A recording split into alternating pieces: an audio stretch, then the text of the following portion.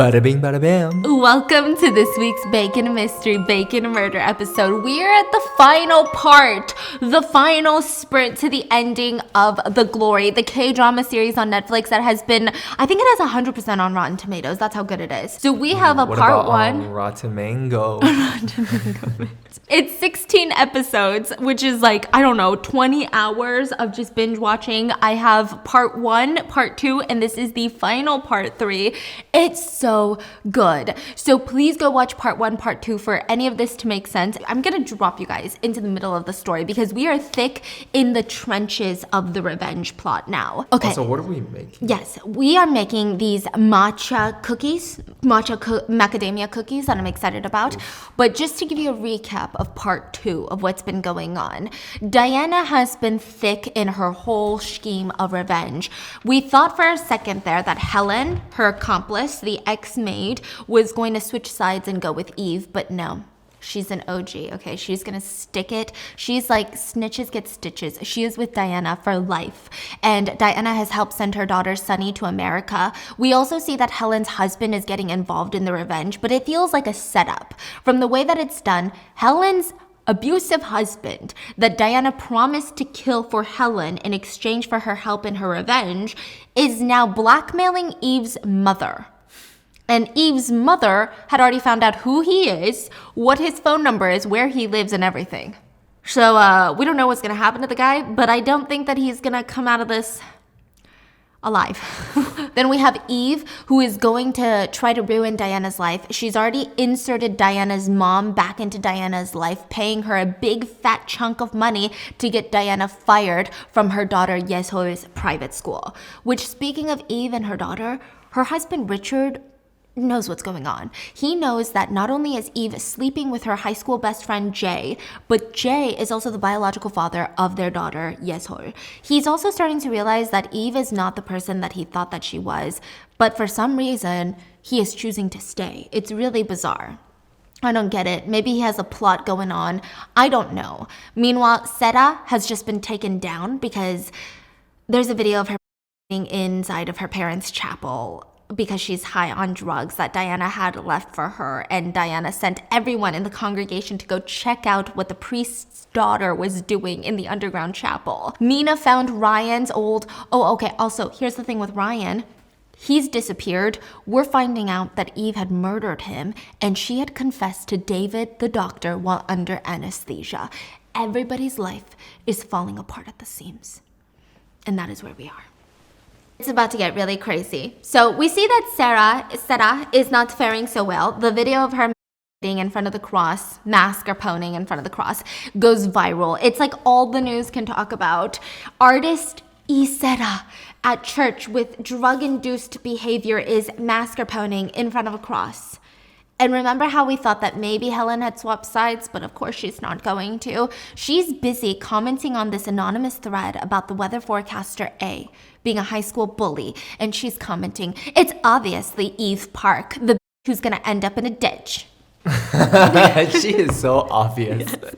Yes. The same caller ID that she used? Yes. Oh my god, that's gonna be so obvious for her to find out. Yes. Oh my god.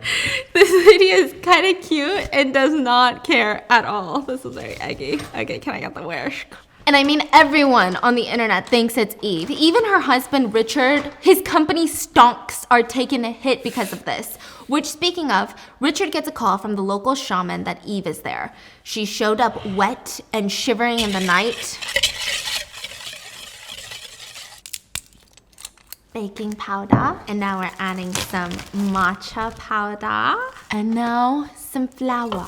She had slept at the shaman's temple, temple. She has slept? Yeah, Eve slept there because the news of her being this bully was all over the internet, and she fell asleep there. The shaman called Richard because, I don't know why the shaman called Richard. And Richard finds her on the ground in the room. He's not impressed. He does not feel bad for his wife, not in the slightest. He says, get up. Why would you even come here? And he gets her in the car, and on the drive home, she starts talking to him and is trying to get some sympathy out of her husband. And she said, I had nowhere else to go. Did you see what's online about me? Of course. So did all my employees. So do you want to leave me now, Richard? There are more pressing matters. We're going straight to the office. The lawyers are on their way. Thank you, babe. I have to handle what's most urgent, Eve. I just need to stop our stocks from crashing. I don't have time to decide if I'm leaving you or not. And he drags her into the office where she sat down not by just one of JY Construction's lawyers, but like all 5 of them at this point. And they've got the online post printed out and they're reading it to her and they're asking her a bunch of questions. Are there any details in this that you can confirm? Do you have any clue who might have written it? And instead she sits there and she's not even taking it seriously. She just responds, "Can you prove that this is about me? If you can't prove it's about me, it's not about me then." The lawyers ask, "Are you saying the post is about somebody else? What do you think? If we take action, we'll just be putting a spotlight on this whole thing. Maybe keeping quiet is the best way." I understand how the public thinks better than all you lawyers. Richard is not pleased. Again, this woman has no remorse and he's realizing just how horrible she is. I think there's a stark contrast. Like in part 1 of The Glory, the way that she was around Richard was very like a yo. That's a name that we have in Korean. It means like a fox. She knows exactly what to say. She's very flirtatious and like hee hee ha ha, like I'm such like this polished nice girl. But now she's letting him see everything. And he's not liking it. He is not pleased. And neither is Sarah. Sarah is not pleased because she's currently being held in a police interrogation room. Her effort of packing up her suitcase in a very hastily manner with designer clothes and trying to leave town did not work. She's being indicted for drug-related charges. Her attorneys are trying to comfort her. "You just need to get through 48 hours, Sarah. Wait for the warrant, then you can do the hair and urine test." Her dad interjects. "Even if you get sentenced, you'll probably just get probation, so you just need to keep your mouth shut, understand?" I know, I'm the victim here, you guys. Someone did this to me, so you're gonna need to get more than these 2 asshole lawyers to fix it for me, okay, Dad? What the were you thinking, Dad? God, you're such an idiot, Jesus. Right at that moment, the police officer walks in. "Miss Lee, we'll be conducting a few tests. We need a urine sample." "You have a warrant? No warrant, no urine. Got it?" Well, Miss Lee, it seems like you know a lot for a first-time offender. "I'm not giving you shit, so f off." The lawyers are all shaking their head. They're stressed. She's ruining it. Now, let's catch back up with Jay. Jay is trying to find out why his CCTV tapes were deleted from October 19th, which is when Ryan disappeared, on Eve's orders. He sent it to an IT guy to figure out what's going on, to get the deleted drives recovered. And he says, "Show me what you found." The IT guy tells him, "Nothing was erased from this." "What? What are you saying? You don't have any footage from back then. This hard drive right here is completely new." "What the hell are you talking about? We've used that hard drive for years." "Maybe somebody swapped it. If something was erased, we can typically recover it. But if someone swapped it out, your hard drive, we're not going to be able to find it." "What are you trying to find anyway?" Jay is pissed, but he looks down at his phone where he's getting bombarded with text messages from Mina. Mina is saying, "Where are you? Are you free today? This isn't about Eve or Sarah. I found something very interesting about Ryan." So if you watch the last part, Mina had found Ryan's iPad that was synced to his phone and heard this audio recording of him confronting Eve about something the day that he disappeared. Mina goes over to Jay's place and plays the recording, but the recording cuts before Ryan can reveal that he knows she killed Sohee. But the whole tone, the whole conversation does indicate that Ryan seemed to be threatening Eve about something. And Jay is intrigued. Wait, play it from the beginning. The beginning? He's just talking about alcohol. You want to hear from the beginning? And she plays from the beginning, and Ryan is recording himself while looking for something to drink. He's reading wines out loud, and Jay recognizes those wines as wines that he has kept from his store, which is the place that his hard drive had been conveniently magically swapped so no CCTV footage could be recovered from that night. Oh, Jay's working his noodle. He thinks Eve lured Ryan to his siesta boutique, murdered him that night, October 19th, which is correct. And he's got his noodle thinking, and he gets into the bath butt naked while Mina watches with intrigue and hunger. It's weird. What is going on here? Money is Mina's love language. And Jay asks her, "Do you think you can raise an 8-year-old?" What? What are you saying? You have a child? Yes, but Eve has her right now. What? Wait. Are you saying that 하예솔, 전예솔, she's my kid? So, what? Can you raise an 8-year-old? Join me in the bath. She says, that's an interesting way to propose to someone. Side note, Mina is getting married to another guy right now, like in the process of planning her wedding. So they're doing it? But she says, why would I not want to raise her? Of course we should bring her here. She's your daughter after all.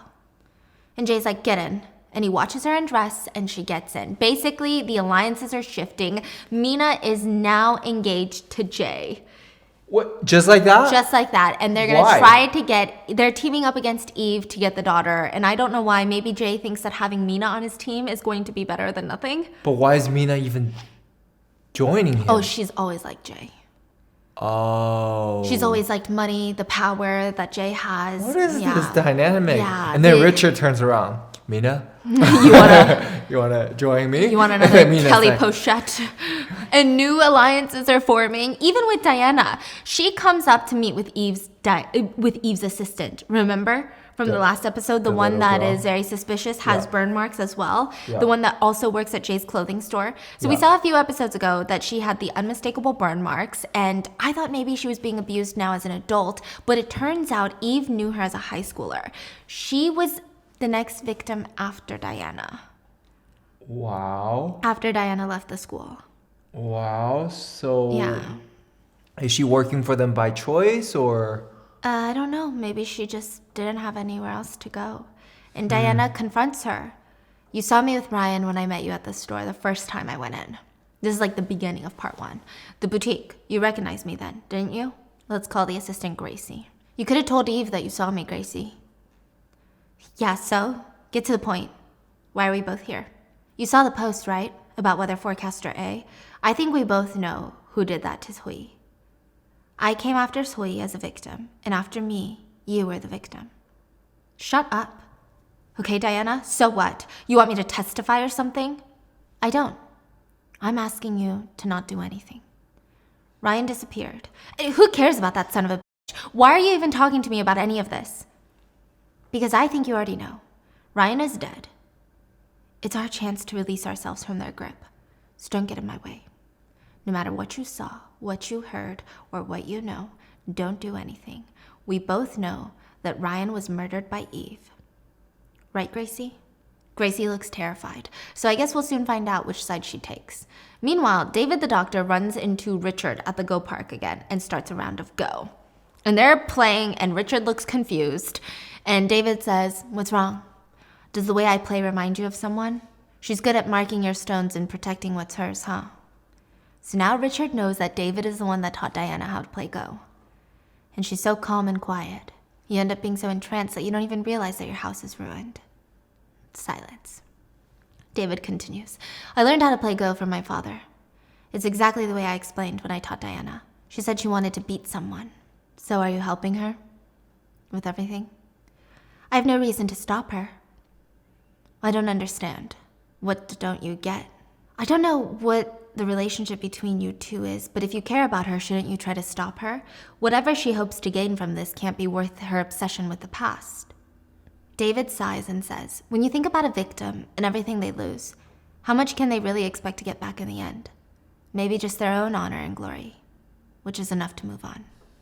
Some people get those things back practicing forgiveness, but others get them through revenge, and only then can their lives really start. Diana's entire life has been frozen since she was 19, and I've decided to help her get her life back. All she really wants is to finish what she started and finally get some happiness. Richard pauses before saying, don't misunderstand me, David. I also want Diana to find happiness. I'm glad, because she deserves it. Which, speaking of David, we see that he's super busy helping Diana, but also maybe kickstarting his own thirst for revenge.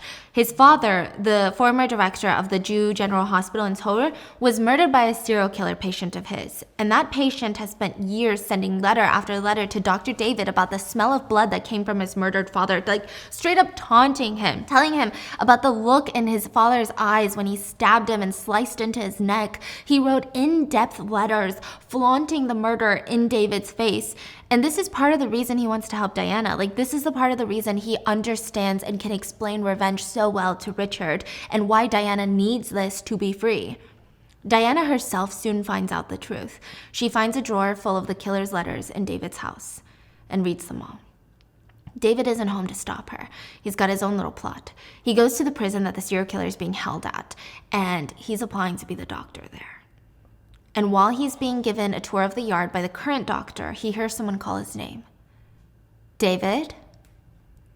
He slowly turns to face the serial killer, with nothing but a chain link fence separating the two of them. Is that really you, David? I knew I would recognize you. David, I have to say, I was a little hurt you never wrote back, but I'm glad you're here now. This place is nice, but it was getting a little boring. David stares him down. I have a question for you. You say you remember everything from that day so vividly. So why'd you do it? You said you remember like it was yesterday, so tell me, why did you kill the man that saved your life? How can you live with yourself? The killer walks up to the fence, up in his face, till they're both so close. They're literally about to...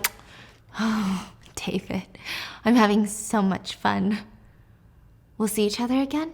I'll see you again. And next time I do, I'll show you the hell that is my life. And after that, I'll introduce you to the hell that you'll be living in. Till that day comes, take care of yourself. David walks away, and the killer looks like he's about to... I don't know, he looks so excited. Okay? He's so excited? Yeah, like this killer is really messed up. And the saddest part is, I'm really Team David now. When he gets home, after all of that, probably one of the most traumatic experiences of his life, he still doesn't tell Diana about it. Instead, he's all smiles trying to make her feel better. And over dinner, she tells him, if we had met under any other circumstances, in a different situation, what do you think our relationship would be like? Exactly the same, Diana. I would have fallen for you no matter how we met each other. 99% sure. He is just so smooth. The dude got Riz on Riz on Riz. Mm-hmm. Wow. And she's like, why leave out the 1%? Because I don't think I could get better than this. See, like this is 100% for him. And for the first time ever, Diana goes in for a hug and holds David. And she had cooked dinner for him, and she said, I'm holding you hostage, David. Say that the noodles were good. There's no way that I'd say it wasn't good when I know how hard you're trying. And he hugs her back, and Diana is brought to tears. And with that, we catch up with Eve's mom, who is being blackmailed by Helen's husband. The man texts Eve's mom, you think your daughter just killed one person? You're wrong. She's killed two. The realization hits her mother. Two. The walls are crumbling in their house. Even Eve, when she gets off work, all the reporters are hounding her in the parking lot. She gives one comment, it's not about me. And they say, are you formally stating that it's not about you in the post? Eve gets in her car and starts walking away, or driving away. She goes straight to Jay's boutique, where she has been for the first time since she murdered Ryan. Eve is there to look for some sort of evidence or blood splatter that she might have missed cleaning the first time, because Diana had told her, you have no idea what kind of evidence I have. Gracie, the assistant, finds her. Oh, what are you doing, Eve? Jay just called to ask about the security camera. He wants to know who changed the hard drive and why. I think he took it with him to have it examined by an expert. What should I tell him? Just say it was me. And Gracie, let's do all our fittings back here again. Bring my clothes. So she used to do her fittings here when she was having an affair with Jay, and I think she's gonna do it again just so she can keep an eye on him. But Jay is sleeping with the other girl now. With Mina, and Eve is pissed. She finds out, yes, that Jay is sleeping with Mina. How did she find out? We see Mina texting in Jay's shirt on the couch. I think, I forget who told her. Someone tells her. Mina is texting in Jay's shirt on the couch, texting her fiance that she was supposed to marry. Remember, she's in the midst of wedding planning, and she's now breaking up with a guy over text. And she said, baby, no matter how much I think about it, I just don't think I'm good enough for you. But thanks for everything. I've mailed the ring back express delivery. I hope you meet someone and be happy. Send, block. Mina jumps up out of the chair, thinking that it's Jay, her new fiance, coming home. But it's Eve. So you are here, Mina. Yeah, so what? I'm with Jay now. We're getting married. Good for you. Tell me why you called me over to that plastic surgeon, Dr. David's place. The son of the director at Jew General Hospital, right? Oh, is he really the son of the director? I had no idea. Oh, you're right. Same last name, Jew. What, you think he's working with Diana?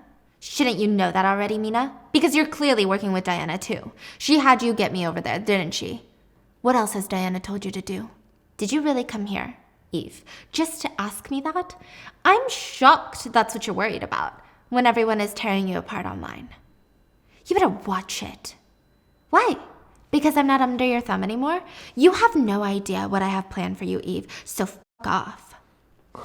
Fuck off. Jay's been ghosting you, right? You should wake up, Eve, because there's a reason he's ignoring you. Eve smirks and slaps the collar on Mina's shirt around. I bought Jay that shirt. It looks better on him. Mina smirks and takes it off and throws it at Eve. Here, it's all yours. Are we done now? She's now naked in front of Eve. And Eve laughs at her and says, nice boob job. And she walks off smirking. But when she's out of view from Mina, it's clear this whole arrangement, this whole thing is bothering her a lot more than she's letting on. Mina is getting under her skin. And with this newfound power Mina is feeling, she wants to mess with the others too. Mina visits Sarah, who is now sitting in prison, and Sarah asks her, where are the others? Oh, they're not gonna come, honey. Eve for sure isn't coming. Why wouldn't she come? You don't know? Oh, right. You were too busy getting arrested. Hey, bitch, cut to the fucking chase. What are you talking about?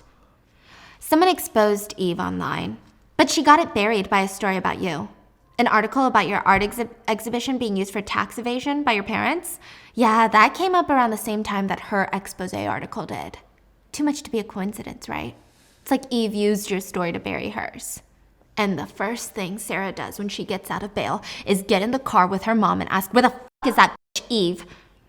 Sarah, is that really the first thing you're gonna say to your mother after all of this? Can't you see how anxious I've been while you've been in prison? I've lost so much weight. Mom, do you know where my phone is? Probably in your bedroom. Why do you even need it?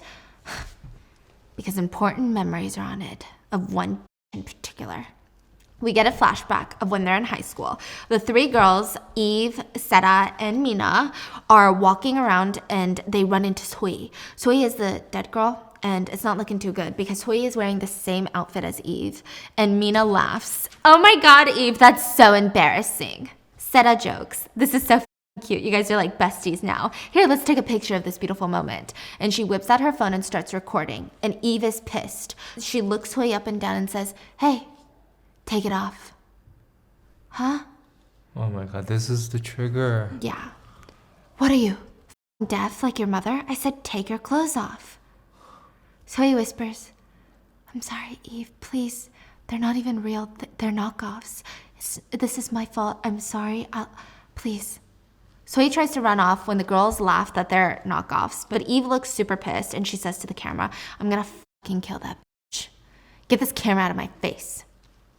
Sarah is going to want revenge on Eve, who is not doing so well at this point. Eve is being bombarded day and night by reporters. I mean, she has a new go-to line. Instead of, it isn't me, it's now, I'm not doing interviews. More legally in the clear, if you ask me. But one man stops her dead in her tracks. Excuse me, Miss Ha? Or Miss Park? I'm not doing interviews, sorry. Oh, I'm not a reporter. I'm with the police. And he whips out his badge. You're a hard woman to get a hold of. You've never returned my calls. And how can I help the police? The night of October 19th, do you remember where you were? Eve smiles, but later she calls the police chief, aka her and her mom's little henchman, corrupt police chief. And she's screaming, they were asking what I was doing. I told them that I was broadcasting because I couldn't think of anything else. Do you know? Did you know that they started an investigation? Did you? You didn't even check. Can you stop this or what? No, I can't. I can't just stop this. Well, what the hell have you been doing then? For 1 second, let's not talk about you, yeah? Eve, I'm retiring. I want to move somewhere warm and play golf all day. I heard Hawaii's pretty cool. Eve smirks. You've decided to retire in the middle of this mess. Messy as it is, I can retire on someone else's dime now. I just want a house in Hawaii, that's all. From the kindness of your heart, of course. It's only fair. Since I'm not quite retirement age, I need a healthy retirement package. What makes you think I'm actually going to do that for you? Because Ryan's body hasn't been buried yet. And Eve freaks out. What the did you just say? She's being taken to the abandoned funeral home where she scoffs at the empty drawer. I guess Hawaii's not in the cards for you. What the is going on? I don't get it. His body was right here. And we see the police being called to the scene at a chaotic place filled with reporters, witnesses, civilians, all crowded over, and there's a dead body there. Ryan. Wow. Eve gets a phone call in that abandoned funeral home from Mina. What do you want? I just got a call from Ryan's aunt. She said he's dead. Did you know his body was just found? You sure have a lot of friends, don't you, Mina? You talked to Ryan's aunt? What, are you jealous now? You should know more than anyone how hard it is to keep friends. You don't even know what's coming for you. You're totally fucked, Eve. And Eve says, thanks for the heads up. It seems like I've just lost 2 friends. And she slowly hangs up. It seems like Diana is winning. But she's also suffering too, because revenge is not easy when you have a money-hungry evil vulture for a mother.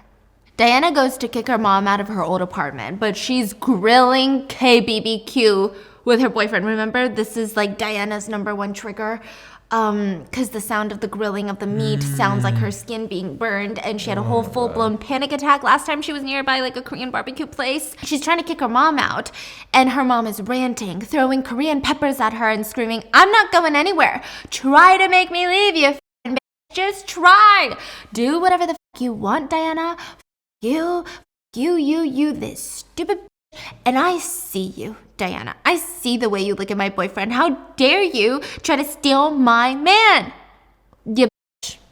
Wait. Yeah, she thinks Diana is trying to steal her man. Who is the man? Some really ugly, just weirdo that she brought in to eat Korean barbecue with. What the fuck? And her mom gets in her face and is like, but I swear if you were anyone else, I would have slapped you across the face. God, I never should have had you, Diana.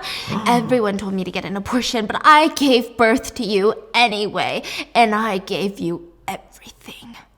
Whoa. I'm sorry. What? Diana screams, you're the one that destroyed our relationship for a little bit of fucking cash. Get out. Fuck you, Diana, you little fucking whore. I should have killed you. Diana's mom holds up a pair of scissors, and Diana isn't scared. In fact, she begs her mom to do it. But when the meat on the grill sizzles to the point it pops off the grill, Diana screams and falls to the ground, and her mom starts laughing. Oh my God. I think you're scared of the fire, aren't you? And Diana starts crying, like a real traumatic cry. And she says, I will never forgive you, and I will never forgive you because you still can't see that you were the first person that ever betrayed me. And her mom starts laughing maniacally.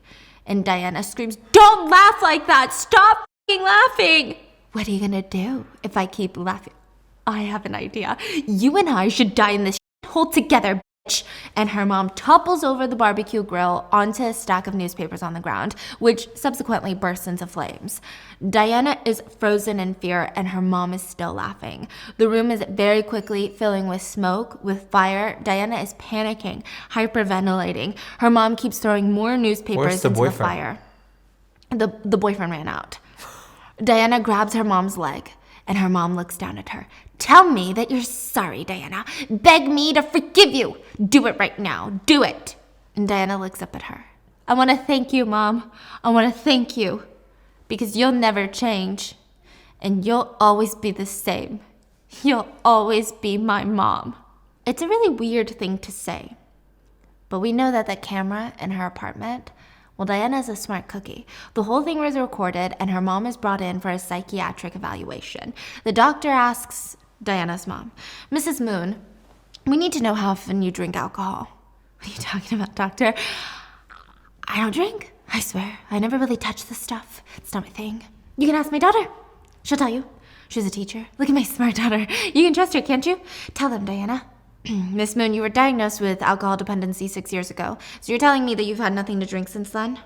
Actually, I had a little glass. Not even a full one. Basically half. But I drank it real slow. Like that. How much do you typically drink once you start drinking? How many bottles do you estimate? I said I don't drink, okay? How dare you accuse me, you quack? Oh, this you sneaky little Diana. How dare you bring me here? You two are ganging up on me, huh? Huh? The doctor is quiet and writes in his notes, delusions of persecution. Miss Moon, why did you start the fire? The fire? Come on, hey. It's just a tiny little burn on the floor, really. I was trying to teach my daughter a silly little lesson. No big deal. The doctor writes intermittent explosive disorder in his notes, along with alcohol disorder. We weren't in danger, doctor. There were fire extinguishers everywhere. We put the fire out right away. Look, I'm fine. My daughter is fine. We're all fine. Everything is fine. Okay, ma'am. I have everything I need. So we're good here. You're good to go. I can go? Really? Not really. Diana signs over consent and the hospital takes her in involuntarily. She's trying to grab onto the walls as the orderlies are bringing her into her new room, and she's screaming, "Let go! Stop it! Diana, they're taking me away! You have to help me! Come on, please!" And her mom breaks free and rushes over to hug Diana, and Diana hugs her back and whispers in her ear, "The decision is mine to make, because I am the only family you have left." And with that, Diana pushes her off and says with a sad face, "I have to leave you here." And her mom explodes, "Oh, you fucking bitch, how could you do this to your own mother? I hope you rot in hell." And then the orderlies are dragging her away. I think Diana's too nice to her. Yeah, honestly, she belongs in a ditch somewhere. Yeah. What? Come on. Oh, wow. Yeah, I would have sprinkled a little something in her soju bottle. Yeah. Just kidding, I wouldn't, FBI. No, I wouldn't have. So she tries to attack Diana, but the orderlies hold her back. And now Diana's mom has been taken care of. Eve can no longer use Diana's mom against Diana. Going to the grocery store has been stressing me out more than anything these days. It used to be my comfort place, but now with the prices on the rise, I'm like, I don't even want to look. And I'm sure a lot of you guys have been feeling very similarly, which is why I recommend checking out HelloFresh now if you haven't already. I love HelloFresh. I feel like I talk about them all the time. My fiance is overworks. All he does is work all day, and then I'm like, you better make me a HelloFresh for dinner. It's really aggressive, but he actually enjoys cooking it. Say you enjoy cooking it. No, I love it. And I don't know if his special ingredient is love, but it's so good.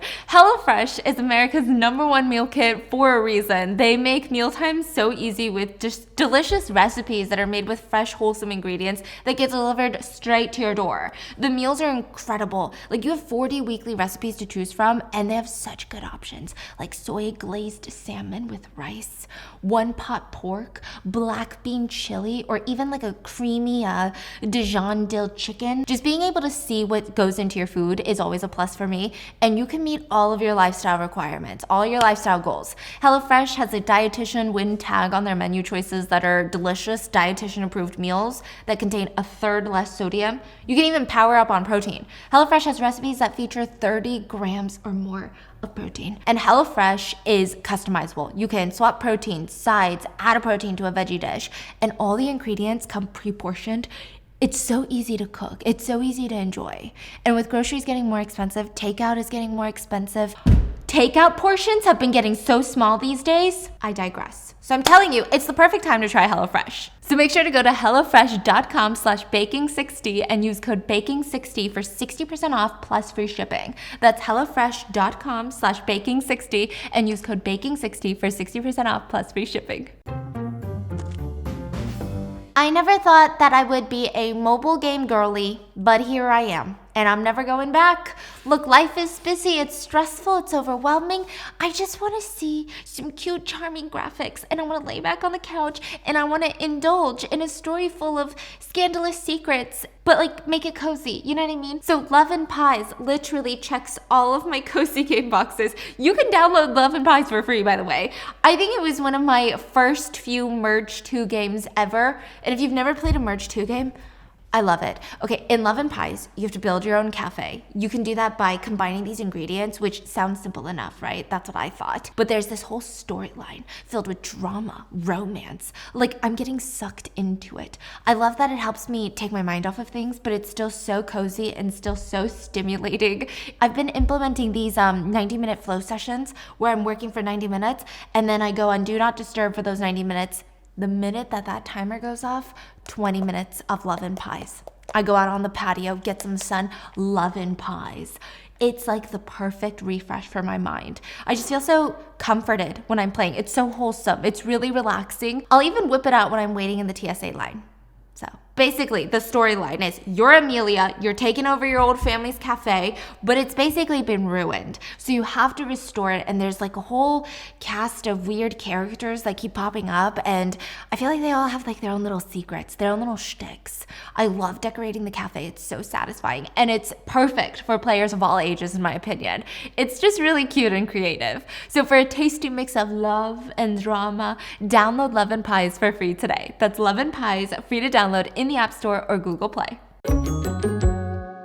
Eve's numbers are dwindling. Even her husband is horrified by her. He keeps rereading the post written by Soi's mother about Soi's abuse at the hands of weather forecaster A. Well, I mean, Diana's minion helped Soi's mom write it. But Soi's mom knows what's going on. She's on Diana's side. And she wrote, she burned her with curling irons and cigarettes. And Richard remembers Diana's scars. And he's brought to tears when he realizes that not only are Diana's scars real, they were burns. His wife had forced it on her to bully her. But Diana is not the only one. He asked Diana to meet up at the Go Park. And he says, I keep thinking about the post released by the mother. The part of it said, after that class, my daughter fell from an abandoned building and died. Do you think that's true? That depends, Richard. How deep are you willing to go down the hole? You want the truth or you want to bury it? Why did you quit working at Yeshor's school? Was Eve responsible for that too? Not entirely. I'm not sure I would have made a good teacher. She pulls out a piece of paper for Richard. Here's the address for Soi's family. Only Soi's mom lives there now, and you should know the girl's name. Yoon Soi. Richard takes the paper. I heard that her body is still frozen somewhere. Which hospital is she in? Do you want to move her? Or are you willing to help me? Before he answers, Diana shows that she trusts him and says, Seoul-ju General. And he says, why did you choose to protect Yeshor? You must have known that using her would have been the easiest way to torture Eve. But if I had done that, I would have hurt you too.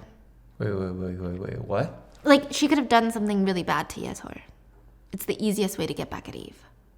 I see. But then she's saying I couldn't have done that. In fact, when Diana quit working at the school because of her mom, she went up to Yeshor, who really liked her as a teacher, and she said, I am always here if you need an apology.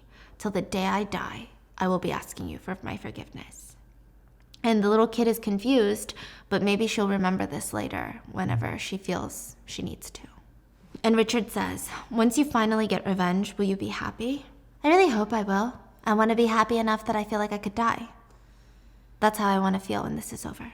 In the meantime, Eve feels like she could die now. She finds herself trying to talk to anyone that can give her more information. I mean, she's slowly starting to feel more and more isolated. Her minions are gone, forming their own little weird alliances, creating their own motives. She ends up at Jay's other office asking about Ryan's body. And she's like, I'm guessing you already know, since you and Mina lived together. Yeah, I heard Ryan's body was found. Well, did the police say anything to you, Jay? Since he worked for you? Did they mention anything about his determined cause of death or whatever? I heard something about where the police found his body. And where was that? The abandoned building where Soi fell? And we get a flashback to Soi on the roof with Eve apologizing for wearing the same clothes as her. And she's begging, I'm really sorry, Eve. I threw all those clothes away and they're all gone now. Okay. Okay? Really? Thank you so much, Eve. Eve slaps her across the face. Of course you should thank me. And I swear I'll stay out of your way from now on. Another slap. I already know that. And oh, come on. Wow. That's so pretty. Yeah, whoa, that's cool. That's very pretty. Whoa. Okay, this is beautiful. Do you guys see it? Oh my goodness. Let it melt. Okay, we're gonna let it melt before I dig in. So wait, where was I? I'm dead serious, okay? Not me being so excited about my matcha cookies. This is a fictional story, by the way. And she's like, I already know, okay? Come on, you're not even sorry, are you? So he's like, no, I really am. I swear, Eve, I really am, please. You are? Then you better take your clothes off to prove it. Jay starts talking, and Eve gets pulled back to her current time from her little walk down memory lane. So we're getting these as flashbacks from Eve. So here's the thing, Eve. This is what Jay is saying. So here's the thing, Eve. I just got my hands on a file, an audio file you'll find interesting. You were the last person to see Ryan, weren't you, at my boutique? That asshole was actually recording, huh? Oh, that must be it. Mina must have heard it too. What was it like? Pretty fucking shocking, Eve. So what? What are you gonna do now? I'm still Yeshor's mom. I'm your daughter's mother. And now you finally know everything, don't you? And she switches gears from being evil and pissed to, you have to save me.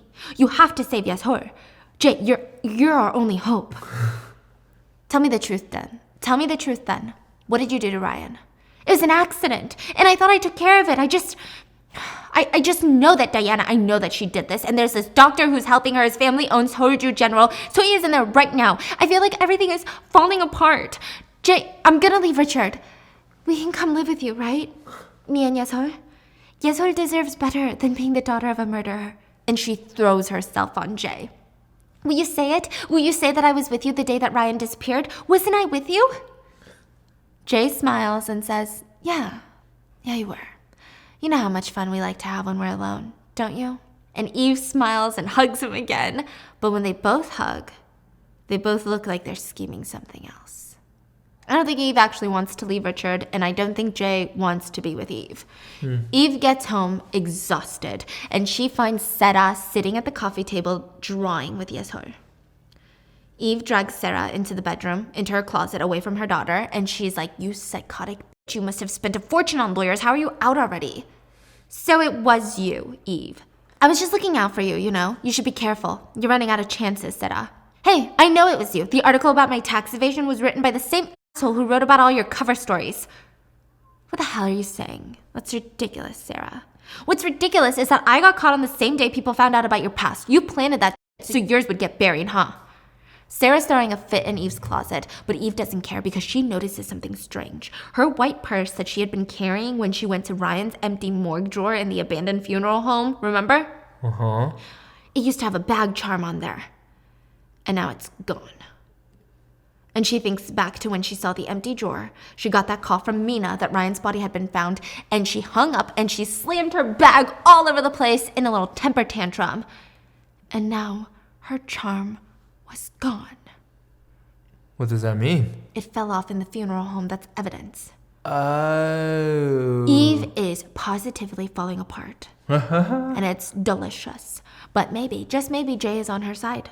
Who knows? Because after that little reunion, he runs to ask his lawyer the dumbest question known to mankind. Hey, so if they find a body dead, do you think they're going to perform an autopsy? If they can't prove it was or an accident, then yes, they will, most likely, yes, they will perform an autopsy, correct? Oh my god, it's wet. Whoa. Should we try it? Is it undercooked? Oh. Oh, maybe you should eat it first. What? How is it? Oh yeah, undercooked. It's undercooked? Why am I eating it? Yeah, don't eat it. Kinda good. Yeah, kind of good. Mmm. Not bad. Not bad. He's like, what if the family is against the autopsy? It doesn't matter, Jay. If the police suspect foul play, they can request a warrant for an autopsy. So there will be one, and I can't stop it. Jay, what is this about? You're starting to scare me. You never cared about anything other than tax evasion. Why suddenly criminal law? Okay, I'll deal with it. I gotta go. I have a meeting. Wait, don't just leave. Do you need to talk to me about something? Jay walks off to another meeting. This guy is booked and busy. This time, he meets with Richard at the boutique, and he offers Richard a drink. No thank you, Jay. I prefer to get to the point. So you want to get the beating over with? You've never been beaten, have you? I can relate. You're the first guy that's ever beaten me. I couldn't even fight back. You were good. I said, get to the point. Wow, someone's impatient, Richard. Suit yourself. You already know this place has a special meaning to Eve, don't you? This is where she was Jay. Be careful what you say. Jay throws a USB at the coffee table, a USB little drive. There's a voice recording from Ryan's phone on October 19th. Take this and give it a listen. You know Ryan? You were looking for him too. The last place he was seen alive was here. The last person he saw was Eve. That's what I want to talk to you about. And there's something else. Something I only realized till today. There was an expensive bottle of liquor over there. Pretty good grip on it, yeah? Now it's gone. Where is it? Where could it be? You mind asking Eve if she knows where it is? She typically has expensive taste in murder weapons, you know? Richard grabs the USB. You mean, Jay seems all too excited to tell Richard that his wife is a killer.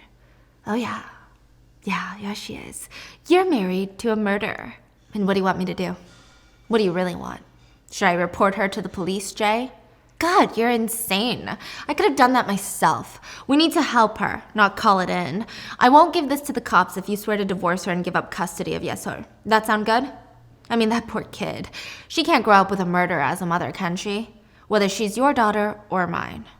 Okay, Jay is so dumb, so dumb. I think the only reason Richard is even staying with Eve is for Yeshor, and now he's like, give up Yeshor to protect Eve. That's not even aligned with what Richard would want. So I don't know why Jay is bringing this to him as if this is like his golden ticket out of here.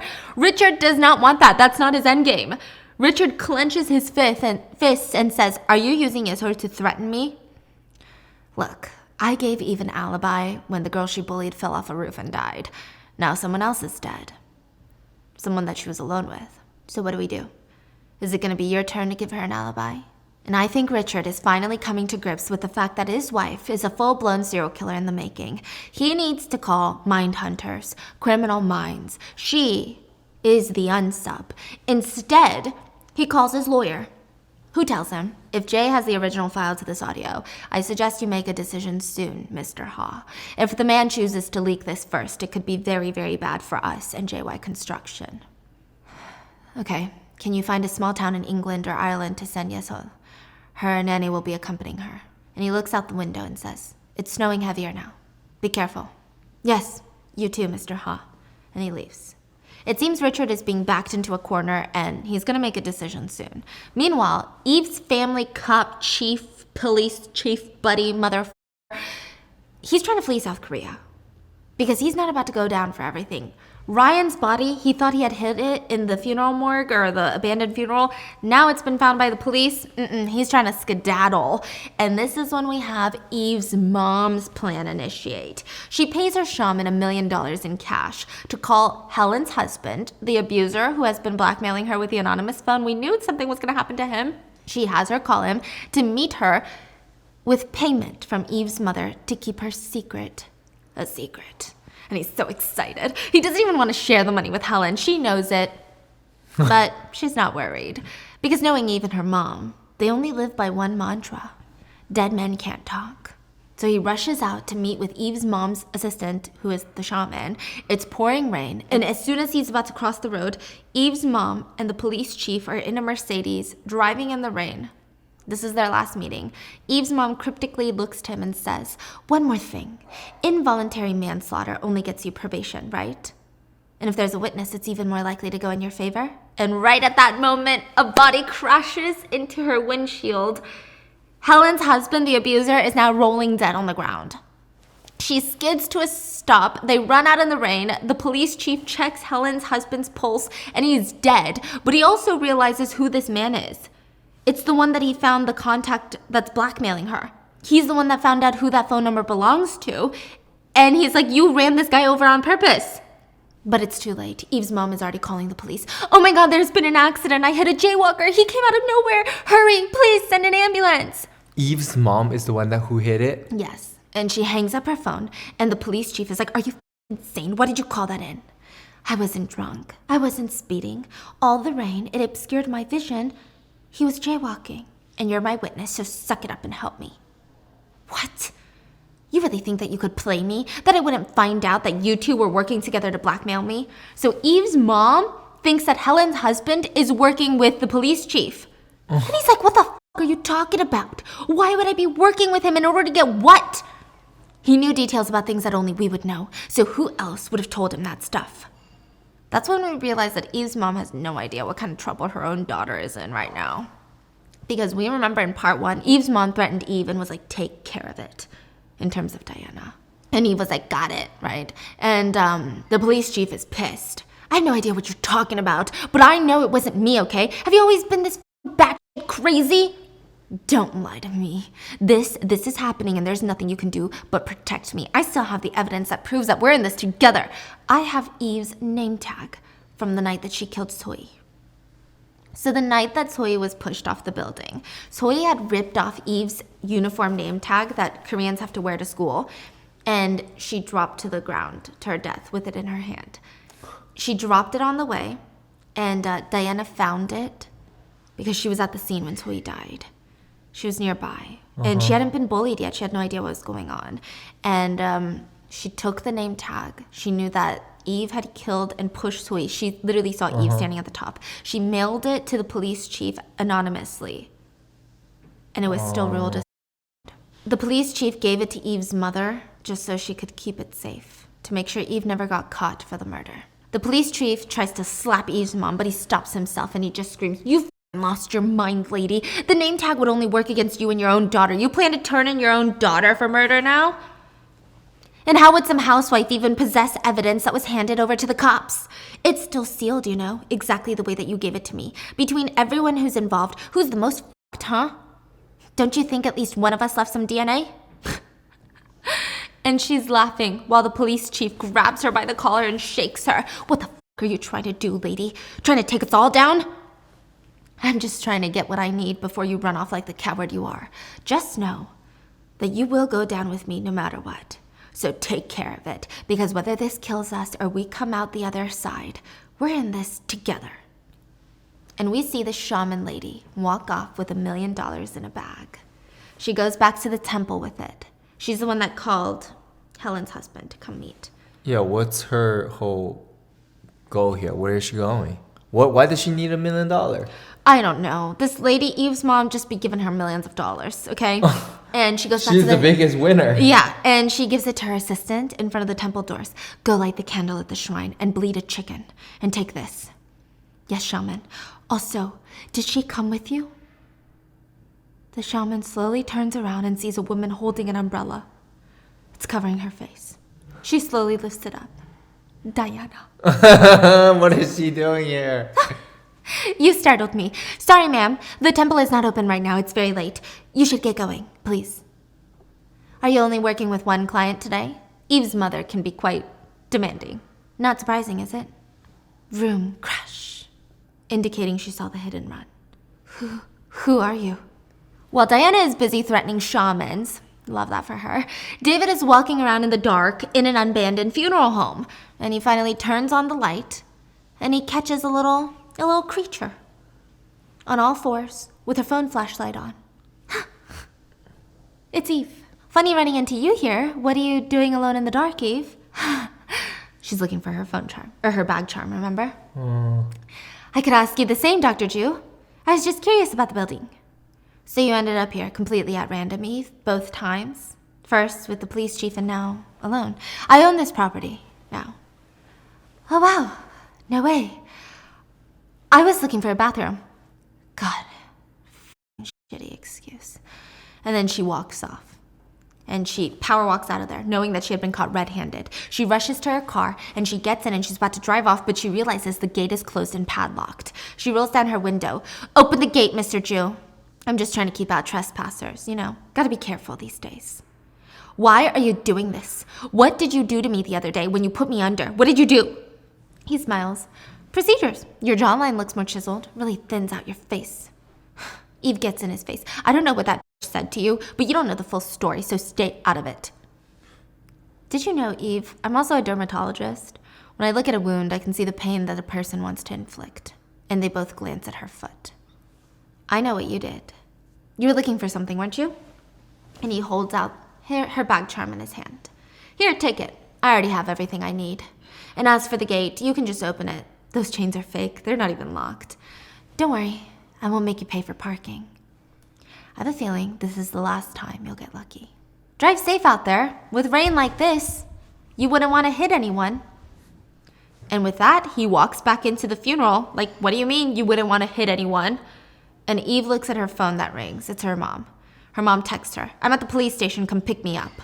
And her mom is sitting there at the police station with the police chief, who's explaining to the officers, "Guys, you know the drill.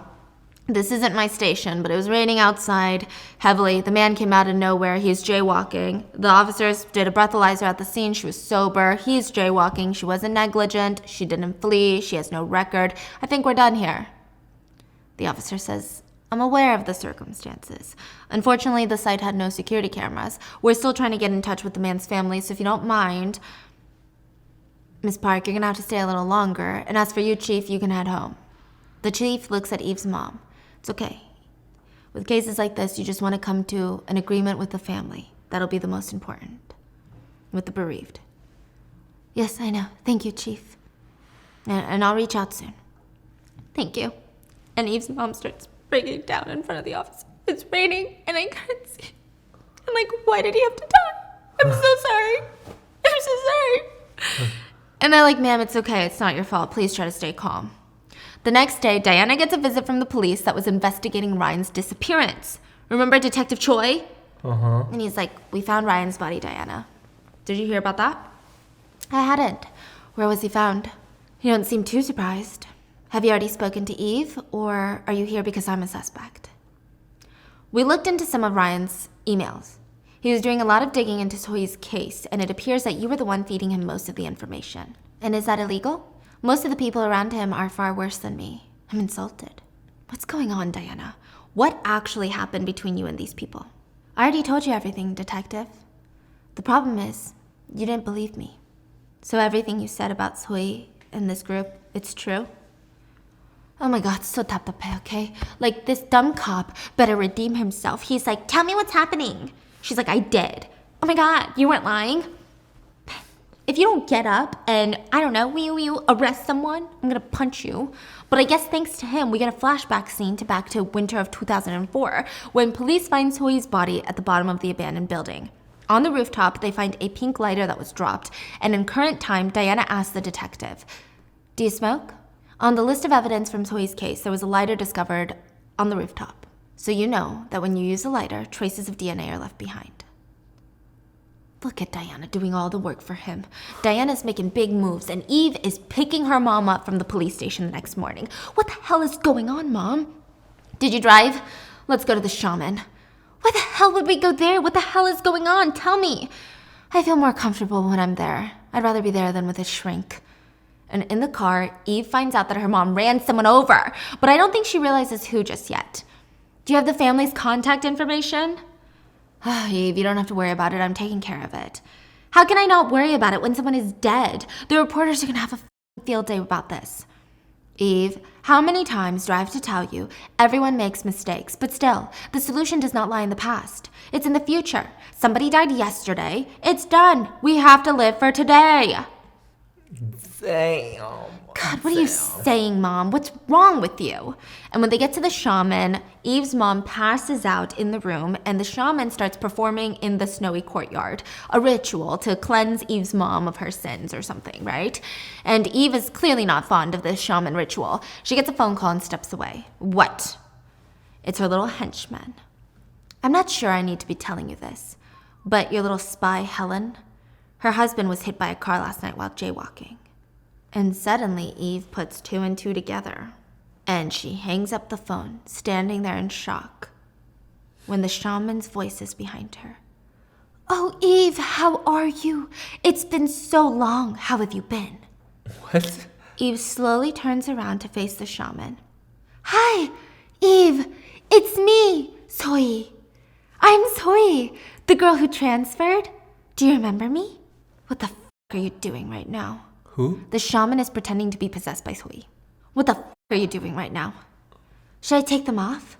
Do you want me to take off my clothes and give them to you? Whoa. What do you want? What the hell is this? And then, just as she started, the shaman goes back to dancing to the beat of the drums. And Eve is left with her memories, another flashback on the roof. Eve is telling her, go on, strip off all your clothes. Soi tries to apologize. Eve, I'm sorry, but these aren't even the same clothes. I don't care. It's not about the clothes anymore. I care that little like you don't listen, even when I ask nicely. And with each hate-filled sentence and word, Eve pushes Soi closer and closer to the edge. Why? Is this even a sweater? It's just a gross pile of lint. You have a minute. Eve laughs. Soi doesn't move after the minute is up. So you didn't strip. I've had enough, okay? I'm not afraid of you anymore, Eve. You're nothing, especially when you're all by yourself. Eve laughs. What the are you even saying? Is that like from a movie? I'm not scared of you or your money. When I think about it, I feel bad for you. So I've decided to forgive you because I'm a better person than you, Eve. Wow. Are you calling me pathetic? You feel bad for me, so clearly you're calling me pathetic. That's a lot to take in at once. So you wouldn't mind if this pathetic loser helps you get this lint off, right? You're better than me. You should at least dress the part. Don't move. And she grabs Soi's sweater and starts lighting it on fire with her lighter. So he's trying to put out the fire, but Eve is laughing. Go on, keep telling me how you feel sorry for me.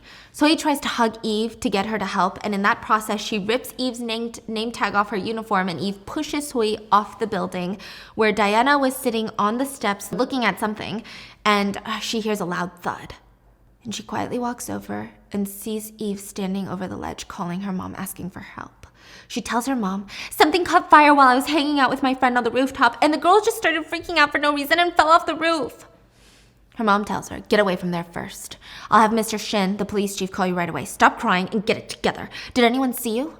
No. Any witnesses? Make sure. Look around. You gotta be sure. There's no one here, Mom. There's no witnesses. And we see her run off without her pink lighter, which is the same one that Detective Choi is holding in an evidence bag, telling his partner in crime, let's send this to forensics. How is that not checked?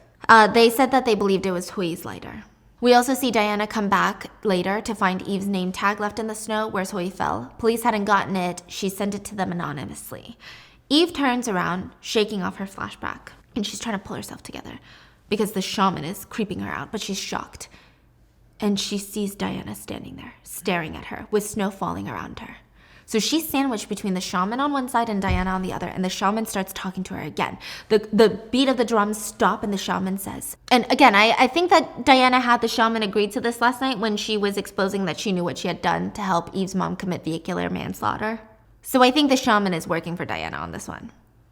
Because shaman was blackmailed? Yeah, by Diana, because Diana literally saw her vehicular manslaughter with Eve's mom, you know? And so the shaman is like, Eve, do you remember what happened on that roof? You remember me, right? That was when your name tag went missing, right? Right, Eve? What the is this? This is enough. Stay away from me. And with a light little nudge from Diana, she gives a little nod. The shaman starts dancing again and then stops. And she glances at the empty part of the courtyard. What are you doing here? You're dead. You shouldn't be here. I knew I smelled something rotten in here. All those burns on your body and your skull has been crushed. Why haven't you moved on? What do you want from the living? Why are you still amongst us? And the shaman drops her things and falls straight on her back, having what looks to be a spiritual seizure. Don't come for me, I'm not a medical professional. Her assistants come to help her aid, and they're like, Mother, are you okay? They're here. She's right here, right now. And she gags and passes out. But the other shamans, they rush away from her body collectively at the same time. Oh my God, Mother's been cursed. She's been cursed. And they run away, wrecking the altars. They're like throwing the fruit offerings on the ground. And Eve runs out of there, shocked. Just leaves her mom. Leaves. So the performance was successful. Yeah, because she was mentally broken at this point. Already so paranoid, you know? Yeah. And then in her mom's room, the wind blows. And one of the strips of paper that's used as an offering falls on her mom's face and wakes her up. She screams. Meanwhile, Helen is called to the morgue to identify her husband's dead body. She looks devastated. I don't know if it's an act for the police, or I don't know if it's a complicated feeling. I think maybe it's a complicated feeling. When she gets out, I guess Eve has gotten it together enough to meet her outside the morgue. She sees Helen walking out and puts her cigarette out on the snow. So I hear your husband is dead. So what, are you and Diana working together again? You had to drag my mom into your husband's murder? This makes you a killer too, bitch. I guess this is why you didn't even flinch when I offered to kill him. You need to settle this with my mom. So basically, there's going to be no criminal charges pressed on Eve's mom if Helen comes to a settlement. But if she doesn't, she's going to be charged with vehicular manslaughter. Do you really think I can't find your daughter still? Helen looks at her. First of all, I need to give you something back. And she slaps her across the face. What? But Eve had slapped her twice. So here comes another slap. And Eve screams, you fucking bitch. And Helen tells her, how can you threaten someone else's child? You're a mother too. I have a lot of pictures that you don't want others to see. So don't try to mess with me. Hurt me again and I'll find you and give it back to you twice as hard. So at this point, Helen's husband, the abuser, is dead. Her daughter is safe in America. She got nothing to lose. She's to play games.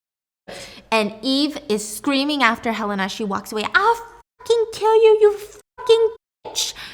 And right at that moment, she hears someone clear their throat behind her.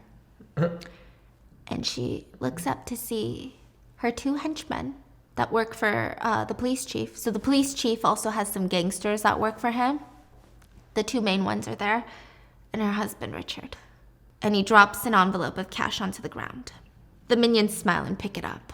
They led him here. They were watching Eve. They were working for Richard at this point. Oh. Thank you, Mr. Ha. Feel free to call us if you ever need anything again. He says, I hear you work for Mr. Shin, the police chief. He's leaving Korea soon. He's even arranged for his motel to be sold. Thank you. And the two look at each other and say, let's go get him. They're gonna go after Yeah. the police chief for his money? Oh, yeah. Wow. Richard out here is stirring it up, okay? And he says, Richard, honey, what are you doing here? Who's that? Do you know them?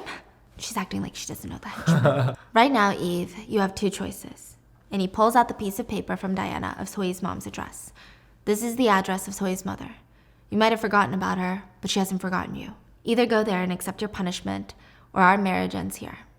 Think hard, because I know I will. Why should I have to go? I'm not the one who killed her. That bitch freaked out for no reason and she slipped off the roof. So you were there. Eve grabs the paper, crumbles it, and throws it. Our marriage was over the moment you met with Diana Moon. I see. I've made my decision, Eve. Goodbye. And as soon as he walks away, he calls his lawyer and tells him to do it. Get the place in Ireland for Yeshor. The next day, the news is all over the place. Mr. Ha, JY construction owner, cuts off wife, weather forecaster. There's a scandal that they're divorcing, ending their 10-year marriage. Speculation is due to her bullying past being exposed. He's cutting ties and he's doing it hard. Not only that, but he's making sure that her bullying scandals are thrust into the limelight by doing this, basically. Everyone on Diana's team should be over the moon, but Dr. David is sad. He tells the nurse, he's single now. That's bad news for me. What the? They all giggle. And the other person that's not so happy, besides the obvious, is Mina. She's worried that Eve's divorce will have Jay running back to Eve. And she's ranting to Sarah about it, but Sarah has been hooked on a new drug. One that Diana is quite familiar with, that of revenge. She has been uploading pictures of Diana from her old phone, her torture pics of her abuse from her computer, and uploading them to the internet. Eve's life is about to get super complicated, coupled with the fact that Helen refuses to settle with Eve's mom, which is the only way that Eve's mom doesn't go to prison. I mean, we both knew that Diana and Helen knew what was going on. Like, they knew that they weren't going to get their hands dirty killing Helen's husband. All they had to do was push Eve's mom a little bit, and boom, murder. Murder for hire. You don't even have to pay her. Eve's mom even visits Helen at night. Helen tells her, I have no intention of settling, ma'am. Please leave. Eve's mom, with her little pearls, literally clutching her pearl necklace, begs her, please, ma'am. I know I have no right to be here. My goodness. I can't imagine how you feel, but you see, I have a daughter and a granddaughter. Please, I beg you to reconsider settling. Maybe you've taken some time. We can meet and talk about this again. I'm not gonna settle. Don't contact me again. I'm still in mourning, you know. Eve's mom stares at her driver after Helen walks away. Double the fucking money. Double the offer. Fucking mourning in that hideous dress. Bitch. Eve's mom drives off, and before she can get into her driveway, she's blocked by a woman standing in front of her car. Which, like, come on, Diana. The woman just ran someone over to death. This is not a very bright idea. Eve's mom rolls down her window. Move, lady. You're blocking my way. Good evening, man. I'm Diana Moon. I doubt you remember. You're who? Let me try this again. I know Lee Seok-jae, Helen's husband, and I know you hired someone to have him killed. Basically the shaman. Eve's mom gets out of the car. Did the police chief send you? He didn't. I came on my own. I'm here all the way from the year 2004. That gets her attention. Diana Moon? Her mom remembers the bribery that she had with Diana's mom to get Diana dropped out. Good. Seems like you remember me now. So I'll get to the point. I don't care if you actually had Helen's husband killed or not. What I do care about is that Eve killed Soi and how the police chief cleaned up after her. You have Eve's name tag, don't you? I know you kept it at the shaman's shrine. What? All I want is for you to turn it in as evidence.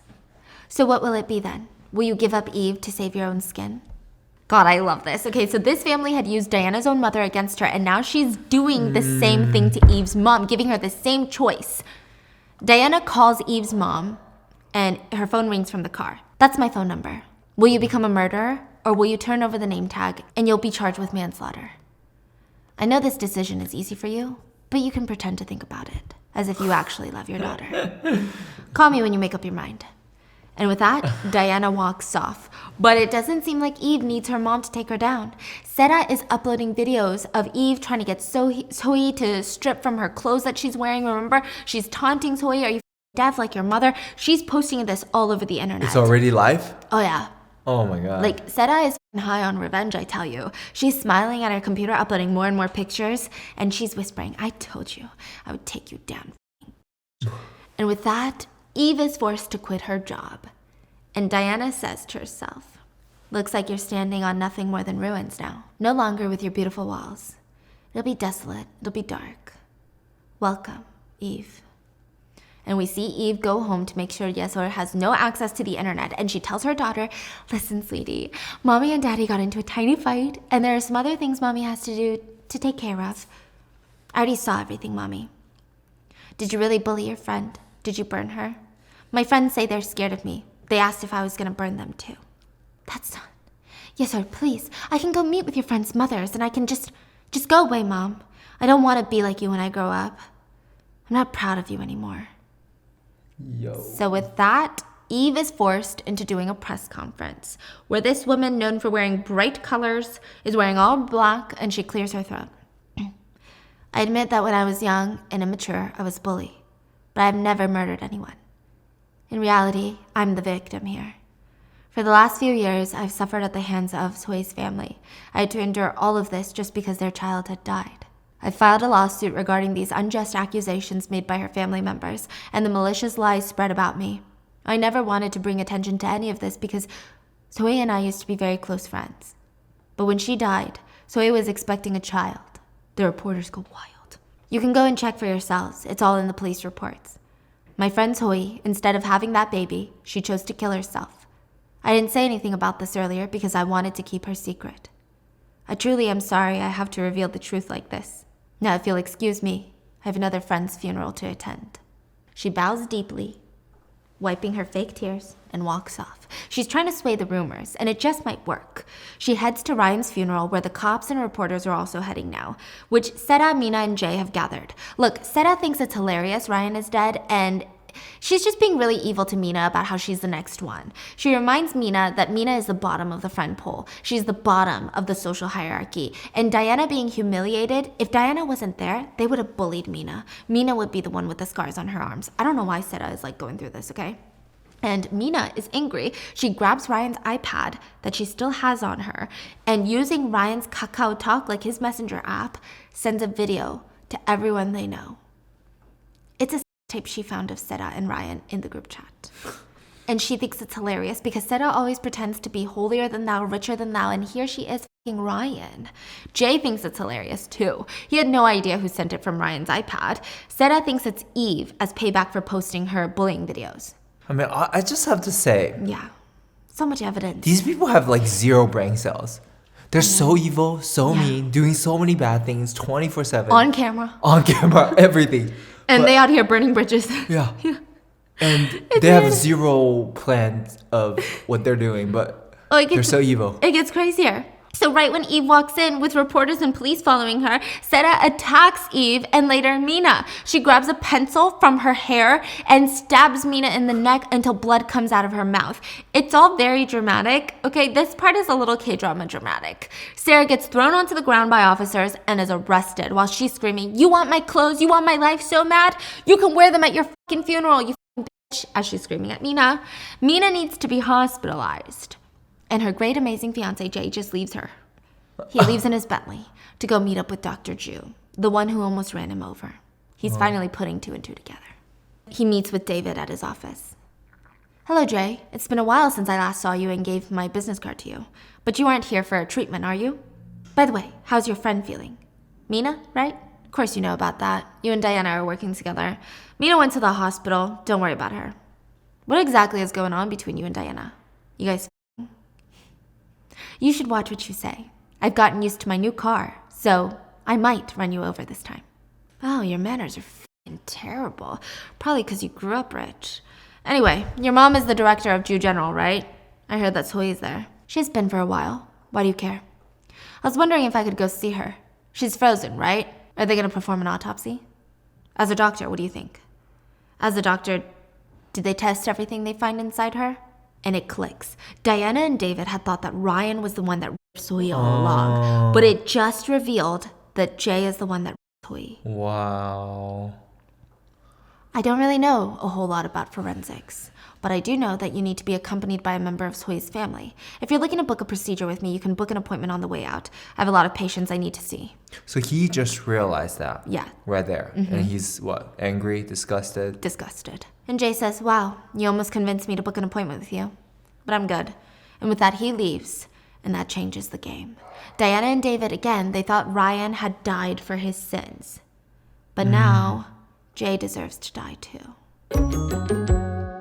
I just got all 4 of my wisdom teeth out. Am I gonna tell you this in every single video and be insufferable? Absolutely. And I was actually referred to this particular oral surgeon in New York City, but did that stop me from whipping out my phone and stop looking him up on ZocDoc? I was gonna say stalking. Absolutely not. Look, I don't know if it's a hot girl problem, but seriously, so many medical things have been going on in my life recently. From full body rashes, infections, wisdom teeth infections. It has been such a wild ride the past few months, and I don't know if I could have done it without ZocDoc. There are thousands of medical professionals on ZocDoc that are there to help you. They listen like a friend, but they actually give you really good advice, not like a friend. Because the last time I asked a friend for medical advice, I was convinced I was dying. That's like a deal I've made. Stop asking them because they say wild things. ZocDoc is the only free app that lets you find and book doctors who are patient reviewed, take your insurance, and are available when you need and treat almost every condition under the sun. So there's no more doctor roulette of scouring the internet for questionable reviews.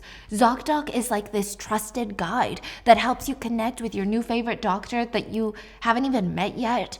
I appreciate it so much because when you're not feeling your best, the last thing you want to do is bounce around looking for a doctor you trust or trying to figure out if this doctor takes your insurance or like if they have an opening. It's such a headache that ZocDoc has completely solved for me. You can even book an appointment on ZocDoc with a few taps. You can upload and verify your insurance information right on ZocDoc. So go to ZocDoc.com/baking and download the ZocDoc app for free. Then find and book a top-rated doctor today. Many are available within like 24 hours. That's ZocDoc.com/baking. ZocDoc.com/baking.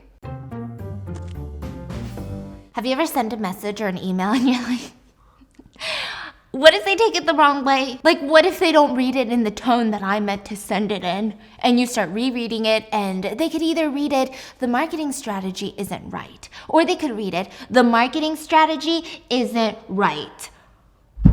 I used to stay up all night overthinking things like this. But now with Grammarly, I sleep like a baby. I know that my tone, my grammar, my message was conveyed correctly. Grammarly is this digital writing assistant that I cannot live without anymore. I have a hard time putting my foot down in emails. Even if I have every right to voice my opinion, I always second guess myself. I make the email sound super passive. With Grammarly Premium, I have advanced tone suggestions which help me communicate confidently. For example, if you type, we may want to consider providing an update, Grammarly is like, no, you stand your ground, and changes it to, we should consider providing an update. It's professional, it's confident, it gets the message across. It has changed the way that I'm able to communicate in terms of work, and I realize people respond so much better to my emails. It helps maintain a level of professionalism while being direct and friendly. I love it. And I never have to second guess if I spelled something correctly or punctuated, because Grammarly makes sure that my writing is professional, mistake-free, and clear. And it's not just for people with writing jobs. If you're a student, or if you work, or if you don't work or go to school, but you send emails to your landlord or your friends, Grammarly is a game changer, and it works where you work. So get those important projects done on time. The right tone can move any project forward when you get it just right with Grammarly. Go to Grammarly.com/tone to download and learn more about Grammarly Premium's advanced tone suggestions. That's GRAMMARLY.com/tone. Meanwhile, Jay walks into his office where Eve is waiting, but he's not alone. Richard's mother is standing behind him. Oh, hello. Say hello. She's a member of our golf club. Hi, sorry. I was planning on giving you a call soon. Did you see the articles? Yeso's father and I have gotten into a small argument about it, but still, asking for a divorce still seems a little hasty, don't you think, ma'am? Yeso's dad, huh? Yeso's father? She picks up a golf club, trying to smack Eve with it, but Jay stops her. Whoa, hey now. Why the putter? The putter's too much damage. Stay out of it. Who is it, Eve? Who's the father? Who is it? Jay told me that Richard is not Yeso's father. Oh my god, while Jay's there? Yeah, and Eve is looking at him like, are you f***ing insane? Ah, yes. Ma'am, I forgot to mention. I'm the one you're looking for. Yeso is my daughter. What did you just say? So it doesn't really make sense for your son to raise my daughter, does it? Now, you know the truth. Would you consider, please, getting Richard to disown Yeso?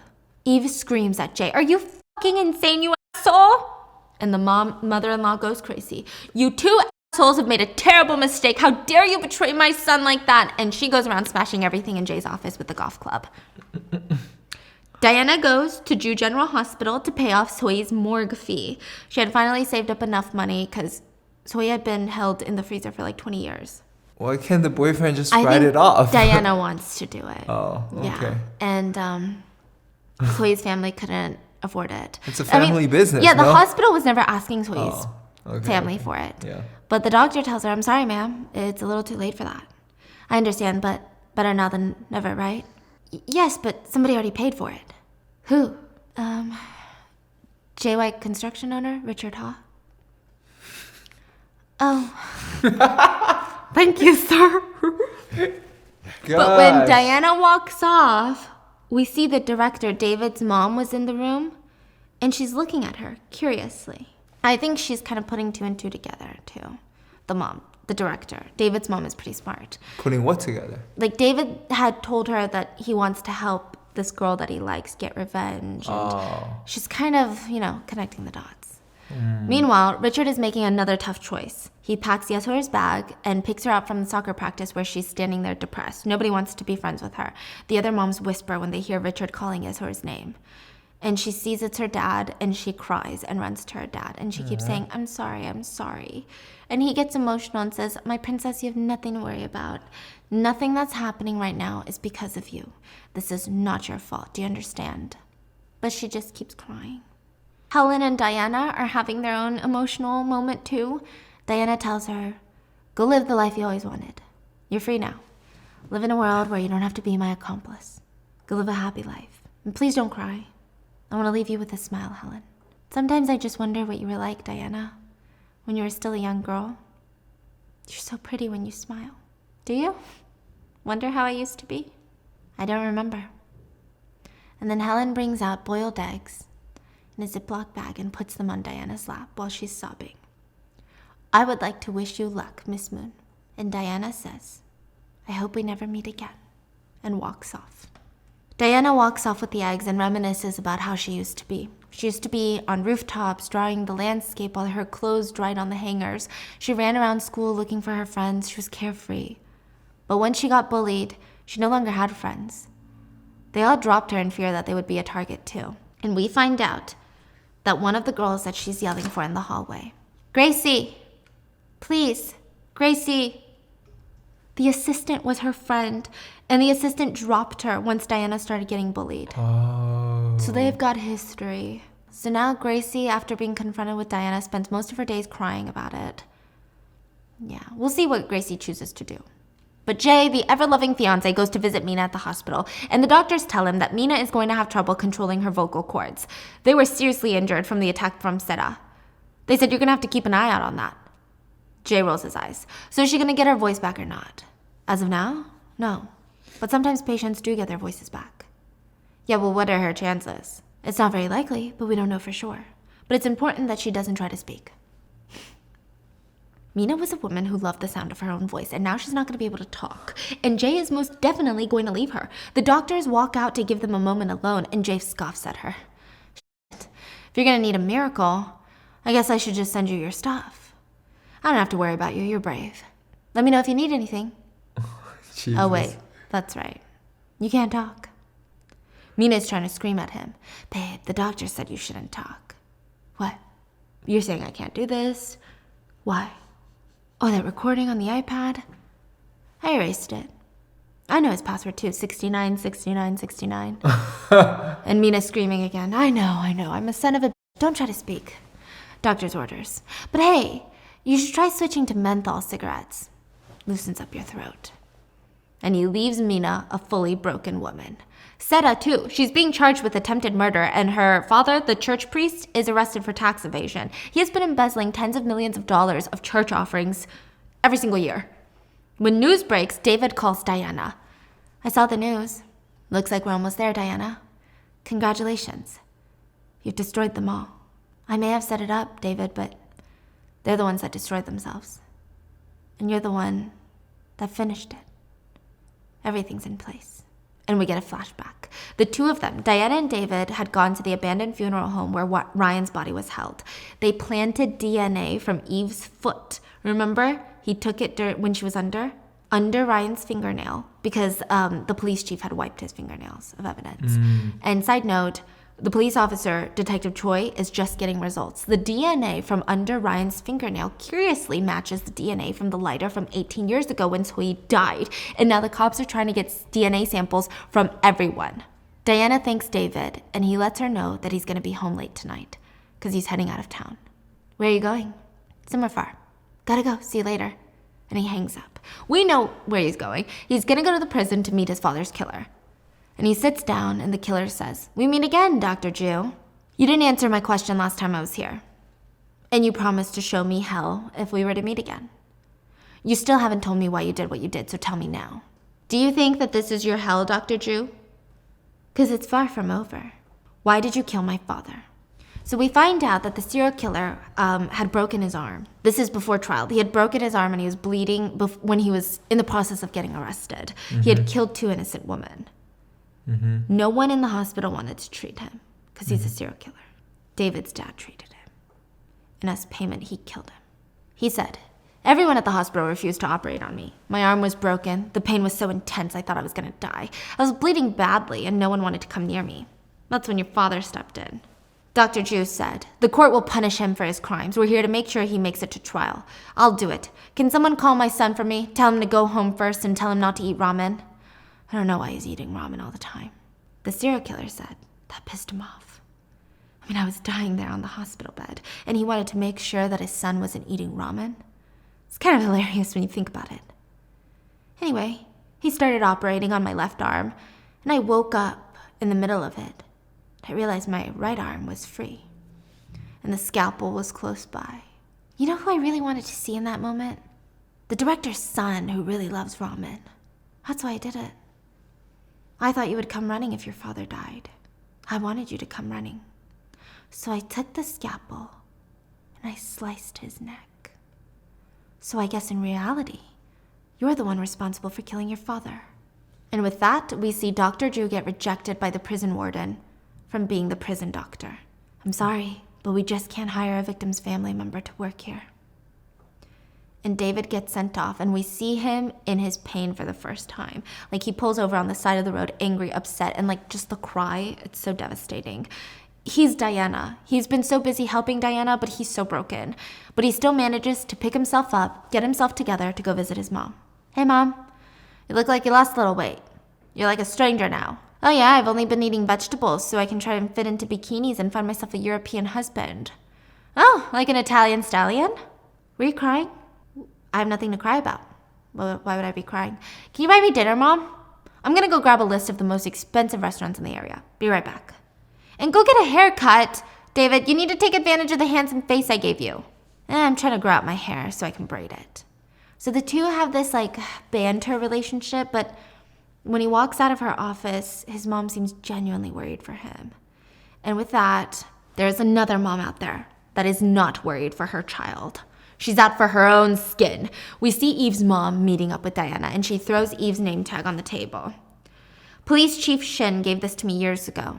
Are we done here?" "Not yet. We're just getting started, ma'am." And right at that moment, Diana had arranged for Eve to meet them there so she can witness her mom's betrayal. "Mom? Eve, what are you..." Did you tell her to come here? Eve deserves to know. Your mother chose to give you up to save herself. You said it yourself, Eve. Family will betray us the worst. Diana grabs a name tag and pins it on Eve's fur coat. There. This is for you. Back where it belongs. Do you guys want to know something? This name tag can't even be used as evidence. It wasn't even found the night that Sohee died. It was found much later. I never needed your mother's help. I just wanted to know if she would abandon you like my mother did. And now we both know she would. So much energy.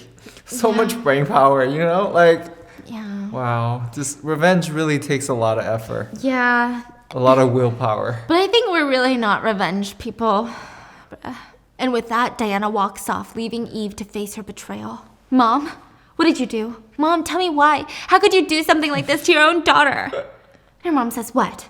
I should go down with you? When you're the one that couldn't get rid of some bitch?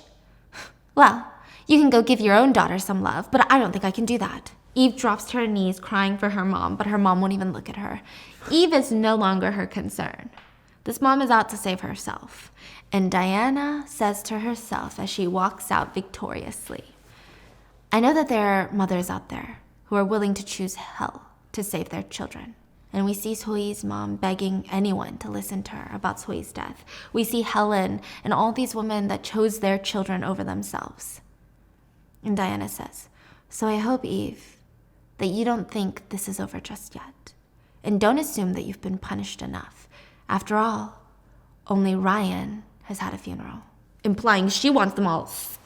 But right at that moment, Sohee's mom collapses, and Diana rushes to the hospital. And she's trying to get help for Sohee's mom, but she finds out that Dr. Ju, David, is listed as Sohee's legal guardian. Sohee's mom's legal guardian. Mm-hmm. And it was done before Diana even asked for his help in revenge. So he's always a part of it? Yeah, so she confronts him. Did you always know that I was going to come to you for help? Yeah. How long? When did you know that Sohee and I knew each other? I knew for a while that her body was being kept in the freezer. I saw your student ID when I wrote your prescription, and I realized you were the same age as her. I assumed you had been friends. I followed you the night when we met. So they were in the ER in the same room together, and she bolted out of the hospital. He had actually followed her, but before she left the hospital, she went down to where the morgue was. And she stood in front of the door crying. And he saw it. So he kind of put two and two together. The morgue is not that busy, and she's the same age as Sohee, like it was a whole thing, right? He said, from the beginning I knew what my role was. I'm the hospital director's son. So when I heard your story, I knew I was perfect. I was the perfect person to be your executioner. And I wanted so badly to be of use to you. I wanted to help you no matter what day or what time, wherever you were. I wanted to run to you before you felt guilty for using me, but you left before I could. Because so he's... Basically, Diana knew that he was the hospital director's son, and it was a 2-for-1. She wanted to learn Go, but she also wanted to use him. But he just fell for her so hard? No, but she left, remember? After she learned Go, she left. He wasn't expecting that. Oh, she never used him? Yeah. He literally had to beg to be used. So he was confused. And he's asking, like, even now, I don't know why you left. Why? And Diana says, Sohee's mother told me what happened to your father. When she said he had been murdered, I was afraid Sohee's body would be removed from the freezer. But the intern at the hospital was the director's son. I thought I could find a way to salvage my plan. So I came to use you. And then I realized something. That I was selfish for thinking that I was the only victim that mattered. You were a victim too. Basically saying that because his dad was murdered, he too is a victim, and to use him, it just felt so wrong. And he said, that's a relief. Here I was thinking you left because I wasn't your type. So then, there's no reason for you not to use me. If you leave again, then it's not for revenge, it's for love. And Diana says, then help me until the end. And he says, I will serve you until the end, Diana. Oh my gosh. Wait, so he wanted to do all this because, what, love at first sight? I think it's like, maybe he just felt like he met someone that maybe he could connect with on a level that nobody else could. Like, it's very hard to meet someone who has that level of wanting revenge, maybe. Because he was so consumed by revenge. So I wonder if it just felt like a soul that was so similar to him. It was more the feeling. But this guy is really out here making me question why I was ever Team Richard in the first place. Wow, really proving if he wanted to, he would kill people for you. Soon after, Diana visits Mina in the hospital, and Mina looks terrified. She still can't talk. Diana smirks. You've gotten so quiet ever since you lost your voice. I guess it's hard to laugh at others' misfortune given your current state. By the way, that scar on your neck? It'll always itch. It'll always sting. And it'll always burn. Like all mine do. Mina throws her pill bottles and pillow at Diana in anger. Do you know why I'm doing this to you? After 18 years, you all forgot about me, Mina. That's why I'm doing this. So you'll remember. And I know there's someone you want to be remembered by too, isn't there? I've taken care of Eve and Zeta too. I couldn't have done it without you. But now my schedule's kind of opened up. If you want to get revenge, I can help you. Don't you want to get back at Jay, Mina? And we see Mina trying to get into Jay's place, but he's changed his passcode. So he hears her beeping, beeping, beeping, and it won't work. And he opens the door, treating her like she's pathetic. She tries to signal that she came back for her things, and he smirks and let her inside. Yeah, come take whatever's yours. And we see what she's really here for. Diana told her, Jay suffers from glaucoma. Every day he has to use eye drops. And you know how somebody could get something like washer fluid or hand sanitizer in their eyes? Diana puts a needle and some fluid in the glass bottle. Does it matter if Jay won't be able to see anymore? He can't see his red-headed models, those racing flat girls, even Eve. He won't be able to see them with his eyes ever again. What do you say, Mina? You want this? Mina takes it, and she goes into the bathroom while gathering her stuff, and she's kind of contemplating whether or not she wants to do this to Jay. And Jay barges in, hey, don't take long. I need a shower before I get out. Oh, that's right, you can't talk. Why don't you clap? How long you need? Clap once for 10 minutes, clap twice for 20 minutes. Mina flicks him off. Wow, your sign language has gotten good. You have 10 minutes. And he leaves. I think Jay just made up Mina's mind in that moment, and she injects his eye drops with the weird liquid Diana gave her. And she laughs as she does it. She's fully unhinged too. Jay, having no idea, rushes to find Yesor at school, but is told by other parents that Yesor has been transferred to a school overseas. Transferred? He tries to call Richard, but Diana picks up. Where's Yesor? Where are you hiding her? Jay, I've always wondered who the last face you would ever see would belong to. I guess we now both know it won't be your daughters. Implying he's going blind soon, but he doesn't get it. He's just mad. Where the f*** are you, you goddamn whore? Jay goes to try and meet with Diana, but now it's nighttime and he can't see well. He puts his eye drops in his eyes, and it's burning. And in that moment, a huge semi-truck slams into him. And I don't think this is coincidence. Why? I'll talk about it later. Okay. I think Diana was helping someone with Jay. She wanted to blind Jay, yes. Yeah. But there is another person who wants Jay dead. Richard. We'll get into it. So all these loose ends seem to be tying up. Even the police chief comes home to see the minions. The corrupt police chief comes to see the minions that Richard had told about his escape plan to break free from Korea. Yeah. They're trying to break open his safe with axes. What the f*** is going on here? We heard the motel you own is being sold. We deserve a severance pay. Haven't we cleaned up after you enough? The chief slaps him across the face. Severance pay? You sure? You don't want insurance as well, you son of a bitch. What else you want? Paternal leave? And he slaps him again. And now the minions are pissed. They hit the chief on the head with their axe once. And they say, on days like today, when it rains like this, evidence can get lost pretty quick. And he looks out the window to see the rain, and we see that he's getting bonked on the head nonstop with the axes. He's gonna die. Eve is going to have nobody to fall back on, and we see her get caught red-handed. She gets a text message from the boutique, like a video of the boutique, where she killed Ryan. It's almost like this cryptic text message because the video pans over and we see the murder weapon just there with blood on it. Anonymous text, and she rushes over and the police are there. Like the whole thing is luminol, they've got blue light, there's blood smears everywhere, they're taking pictures, and they arrest her. Gracie had put the murder weapon back. Diana had used a fake phone to send a video to lure her out while the police were there. Eve is arrested. She's a fully broken woman. She tries to make one last call to Diana, but Diana throws her phone into the trash and walks away. She's busy anyway. She's just been called into the police station. Detective Choi sits her down and shows her a picture of Eve's mother. Do you know this woman? That's Eve's mother. She's involved in a vehicular manslaughter case. At first, we assumed it was an accident, but it turns out the victim had been blackmailing her. Okay, and why are you telling me this? I thought you would already know. I believe you gave the victim information on Eve and her murders. But I couldn't find a connection between you and the victim until I looked at his wife's phone numbers. You know Helen, right? The thing is, Detective, I'm known for having a wide circle of friends. Even if I did speak to the victim or his wife, is that against the law? I mean, she was the one driving. You're right. It's not illegal. So what's gonna happen to Eve's mom now? She was just arrested for murder. Diana, is this how it should end? You planned all of this, didn't you? Diana smiles and says, I appreciate that you've taken the time to listen to me, officer. I had to, even if I was 18 years late. This concludes my investigation, so this is goodbye, Diana. Character redemption.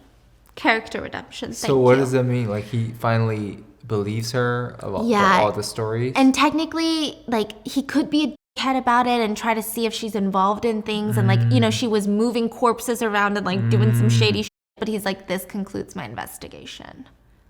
Meaning, like, I'm not going to look into you. Go live your life. Wow. Yeah. Okay. So, Diana is winning. Eve is in prison signing a divorce agreement. Richard and his attorney come to visit her. And the only thing Richard says to her before he leaves is, be sure to get a good lawyer. I've always believed you should spare no expense when it comes to legal issues. Eve smirks. You can be so cruel, honey. How could you come serve divorce papers in prison? Where are you going? Don't worry, I'm not going to follow you. I'm going to the UK. Yeshor likes soccer after all. If I write, will you give my letters to Yeshor? Take care of yourself, Eve. And with that, he walks off. And he goes to a convenience store. His last day in Korea to eat triangle kimbap for the first time. For the first time? Yeah, because remember he met Diana in the convenience store and she was eating triangle kimbap and gave him one to eat? And why is he eating that for the first time? Is he into her? Is he thinking about her? Maybe. But meanwhile, Diana is having Helen do one last mission because her plan is over. Her life's work is completely done now. Helen is giving all her helpers a gift. One of them gets a car. Another one gets a bag full of cash. Helen is? Helen is doing this for Diana. Oh, yeah. Okay. And all they ask is, did Diana go somewhere? Where did she go? Why are you giving this to me and not Diana? We see David come home and his phone rings. It's Diana. No, don't tell me. Hey, what's up? Do you want to go to the ocean with me? David picks her up and drives her to the ocean, and he sings for her in the car, and it's so cute, and they drink beers on the docks and overlooking the ocean at night, and it's snowing and it's so cold, and he runs to the look, I was really hoping for let this be the ending, you know? But then I checked the goddamn time and there's still 40 minutes left. So later that night, we see David go to get more beer at the convenience store at the end of the dock. But Diana calls him when he's checking out and he says, I'm just getting more beer. You need anything else? This is our final stop, David. It ends here. Goodbye. And she hangs up and he runs out to where she was on the dock and she's gone. She's gone to take her own life. Because that was her plan. But first, she has to visit Eve. She goes to the prison. And Eve says, what took you so long to visit, Diana? I was dying to see you. Me too. I really wanted to see you like this, locked up in here, completely and totally alone, without a single friend remaining. No one to love you. You really think I'll be here long? Of course I do. Even if you do get out, you'll be so old. You bitch. The guards yell at Eve for screaming. Whenever this is done, even if I'm in the ground or not, I want your world to always have me in it, Eve. I want you to regret your life so much that you can feel it deep in your bones. All I'm sorry is I didn't get away with it. Regrets? I don't have regrets. I should be the one asking you, what would I have regrets about? Diana hints at Eve that she knows something that Eve doesn't. A way to get out of prison. And that's gonna drive Eve crazy. But this is wild. We get a flashback to the night that Ryan died. Apparently, Gracie, the assistant, had been sleeping in the closet at the boutique, and Ryan called for her name after Eve left. He was alive. She came out and saw him covered in blood, and he was begging Gracie to call the cops to save him. And she remembered all the times he assaulted her. And she gave him the final blow and killed him. She called Diana asking for help later on, and Diana made sure Eve was going to go down for it. Gracie thanked her and said, "Thank you for helping me, and I'm really sorry about what I did back then. For ignoring you, please forgive me, Diana, please." Diana says, "I'm no longer standing in that hallway calling for you, and I'm no longer standing in that gym crying. You don't have to be either," saying both of them can be mentally free now. And this is the torture Diana is giving Eve. Eve is already going crazy, begging Diana to tell her what she doesn't know, what she doesn't have to regret. "Just fucking tell me, Diana, fucking tell me right now." Diana refuses, and Eve will live the rest of her life every single day thinking about it because Diana will be on her mind every single second. Eve threatens to kill Diana before she's escorted out by guards. Diana goes to the rooftop where Sohee died and starts burning all the photos that she had taken during the revenge. And she says, "Eve, I'll be the one to kill myself. So let's say our goodbyes to each other now. Dear Eve, who I've always dreamt of killing, goodbye. This is my last letter to you. And to the rest of you, farewell. I hope the end burned like it did for me. I hope it was painful." And with that, in the heavy snow, Diana walks to the edge of the building, stands on the edge where she's gonna take her own life. Just like when she stood when she was 17, staring down, just tears streaming down her face. But before she can, a voice screams behind her, "Help me! Help me, please! Help me save my son!" And she looks, and it's David's mother, the director of the hospital. I'm so confused. Remember, David's mom had seen her at the hospital, and she had this very curious look. So she'd been following Diana around now, and she can't let Diana die. And she begs, "Please, I'm David's mother. If this was the ending you were preparing for, would you change your mind if you knew it would end David's life too? I met with Sohee's mother, and she told me all about you. She told me what happened to you, how you ended up here, but this isn't how it should end, not after everything. When David told me that he was determined to help you get revenge, I gave him permission, and I'm asking for your permission now. Would you allow me to save your life today? Because even if it means I have to hang on to you as you jump, I'm gonna save you, I swear to God. I'm asking you to help my son escape this hell so he can live. I'm begging you to live." Diana turns around and said, "Is David's hell Kang Yo-chun, the serial killer's name? Inmate 3724? That's right, that bastard." And we see David's dad dying out on the floor, and David's mom is covered in blood trying to stop her husband's bleeding, and David rushes to get his dad. Everyone's holding David back as he screams for his dad, "Wake up, Dad, wake up!" And the serial killer that's being pinned to the ground is laughing, "Dad, wake up!" And he proceeded to write to David Jew every single week telling him what it was like watching his dad die. We don't know what happened on that rooftop, but we see what happened 6 months later. Eve sees her mom in prison, who refuses to even acknowledge her. Her mom won't even look at her. Wait, they're both in the same prison? Yeah. Oh my God, that's so good. And Eve is completely broken. She has gotten threatened and beaten into submission. She is the victim now. She's the plaything in prison. The mean, violent women give her the cue. "Hey, cutie, what's the weather like tomorrow?" And Eve, who's slumped over in a trance-like state, gets up in fear of violence and fixes her shirt. "For the past few days, all the rain we've received has made the temperature drop. However, tomorrow, temperatures will rise close to 30 degrees Celsius around midday. I recommend that you wear some light clothes and make sure you stay hydrated throughout the day." Tears stream down her face as she continues her broadcast, and they make fun of her. Meanwhile, David is sitting depressed at a go table in the park. Diana's gone. What? I thought It's been like 6 months. Okay. And every day he comes home and the first thing he checks is the go table. Nothing's moved. But Diana's not dead. She's alive. And she's working. She's met with Mina's ex-fiance's very powerful mom. Do you remember? Who loves Diana. And that's why yes. Mina, yes. Yes. And she's got a lot of connections with the government. And Diana asks her for a favor. "I need an inmate transferred to a different prison. To Chisan prison." Chisan prison? That's level S5. Highest security, worst prison there is. Give me the cue and I'll make sure it happens. The mom even offers to give Diana a loan if she needed. No interest. And we see David coming home every day, still looking at that Go table. And then he hears the beep, beep, beep on the door. And Diana walks in. I brought some beer. Like 6 months, really? Yeah. How have you been? Have I been? Diana, you're so cruel. How could you do this to me? Do you have any idea? I really missed you, David. Then why did you leave me again? It's messed up. Maybe it was out of love and not for revenge. Meaning like she left because she loved him and didn't want him to, I don't know. And David is finally honest with her. I haven't been doing very well. My revenge didn't go as planned. I think you just need some lessons. Would you let me teach you how? From now on, I will be your executioner. Just tell me, who do you want me to kill first? And she goes in to kiss David.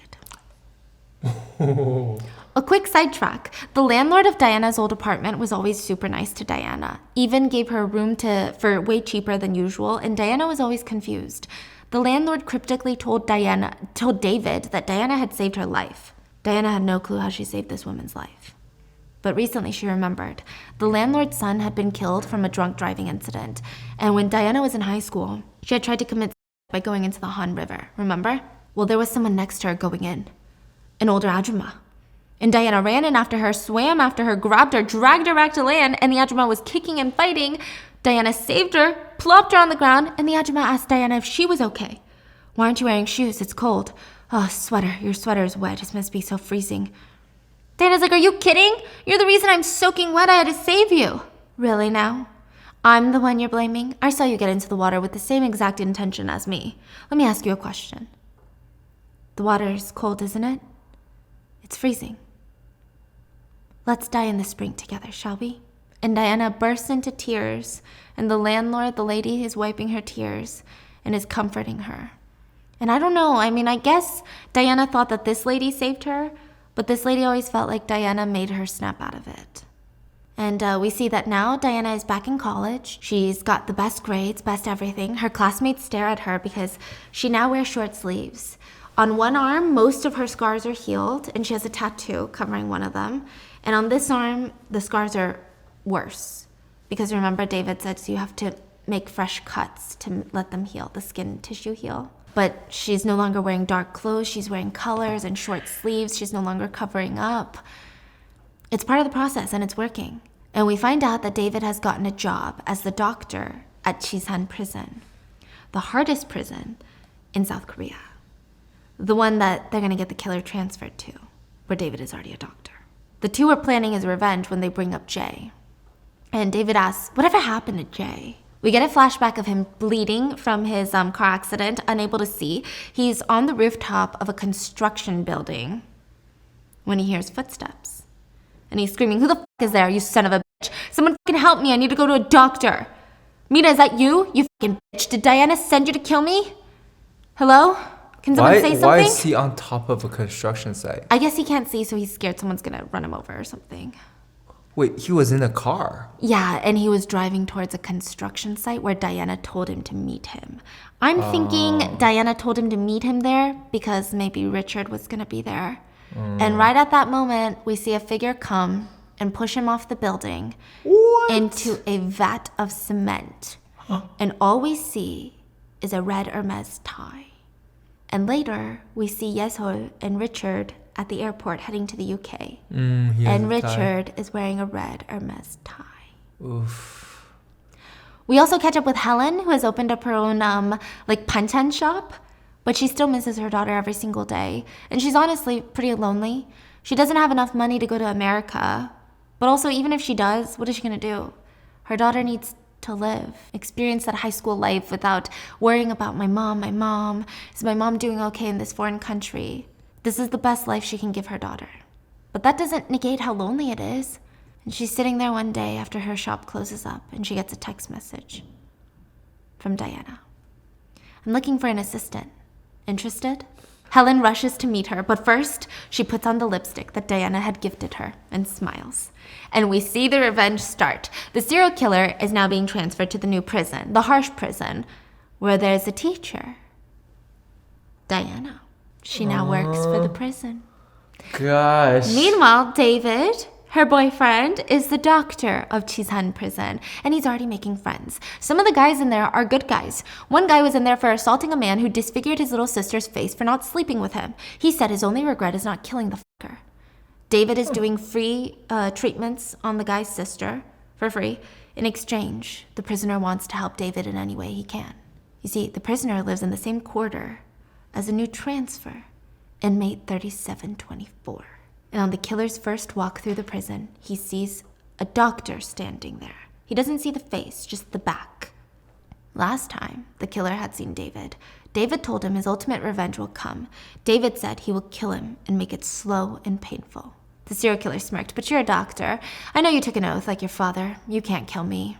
That's where you're wrong. If I wanted to save animals, I would have become a vet. If I wanted to save the devil, I would have become a preacher. My job is to save people, so that oath doesn't apply to something inhumane like you. If by some chance the two of us meet again, you should be careful. Anyone who walks by, any food you eat, any pill prescribed to you, I'd make sure it's safe. Doctors can't do that. I'm not worried I won't get caught, because I'm a doctor. And for the first time, the killer is limping into the prison because he got beat up in the other prison before he got transferred here. He's limping into the prison, and you see that he's genuinely running through scenarios in his mind. And when Dr. Ju David slowly turns around, welcoming into the prison, you see fear in his eyes for the first time. Both Diana and David are now working on their next revenge. And the final scene is one day right before work. It was a sunny day when they drove in, but right as the prison gates open and they get out of their car, the clouds come rushing in. And David says, I love you, and I love you too. And with that, it is the end of The Glory Part 2. Okay, so Netflix hasn't announced Part 3, and I think that most likely there won't be, but I don't know because they set it up so good. So I do feel like it could be really intricate. I mean, they've been they say there's no Part 3? They haven't confirmed. Oh. But when Part 1 came out, they confirmed pretty quickly that there was Part 2. See, I don't know. Some people were like, let's end it while it's good. Some people were saying, but this is a whole new plot that isn't centered around Diana, and maybe we could explore David's character a lot more. Because David, so far, we barely saw his cracks. I thought, remember, we thought Part 2, David would be falling apart, losing his mind. But we didn't see any of that. Mm-hmm. We saw, one scene where he was crying in the car, and that was it. So it's maybe we need to see him completely lose himself to revenge or something. Wow, all I gotta say, wow, those people, they make them real evil. Okay, this is something that a lot of South Koreans were excited about. Because bullying is such a rampant problem everywhere, but specifically South Korea. And one thing a lot of people were concerned about is that they would glorify the bullies, that they would glamorize them, make them these really cool, chic people that win in the end, and make them they should just be idols pure evil. Almost. Yeah. But I think a lot of people like the bully characters mainly because they love how good the actors are. Yeah. But in the end, their punishment is so severe, no one's gonna watch this and be like, I wanna be like them. And also, I really liked that the protagonist wasn't fucking annoying. I really hate having a righteous Harry Potter-esque protagonist where they're like, but they said sorry. Let me give up my plans for revenge. Yeah. I did not get so emotionally invested for you to make these dumb choices. You know what that reminds me of? When someone bonks a killer on the head once and they're down, and they're like, let me just let my guard down now. No, you either get out of there or you keep bonking them until you know they can't get back up. Yeah. I was really glad that the protagonist was not annoying. What are your thoughts? I'm so glad that she got a happy ending. I was so stressed the whole time. A part of me felt like they've been doing these Korean K-dramas, they've been getting some weird endings. What are your thoughts? Make sure to stay tuned for next week's BAM because I think we're doing a book one. So I'll see you guys tomorrow. Bye.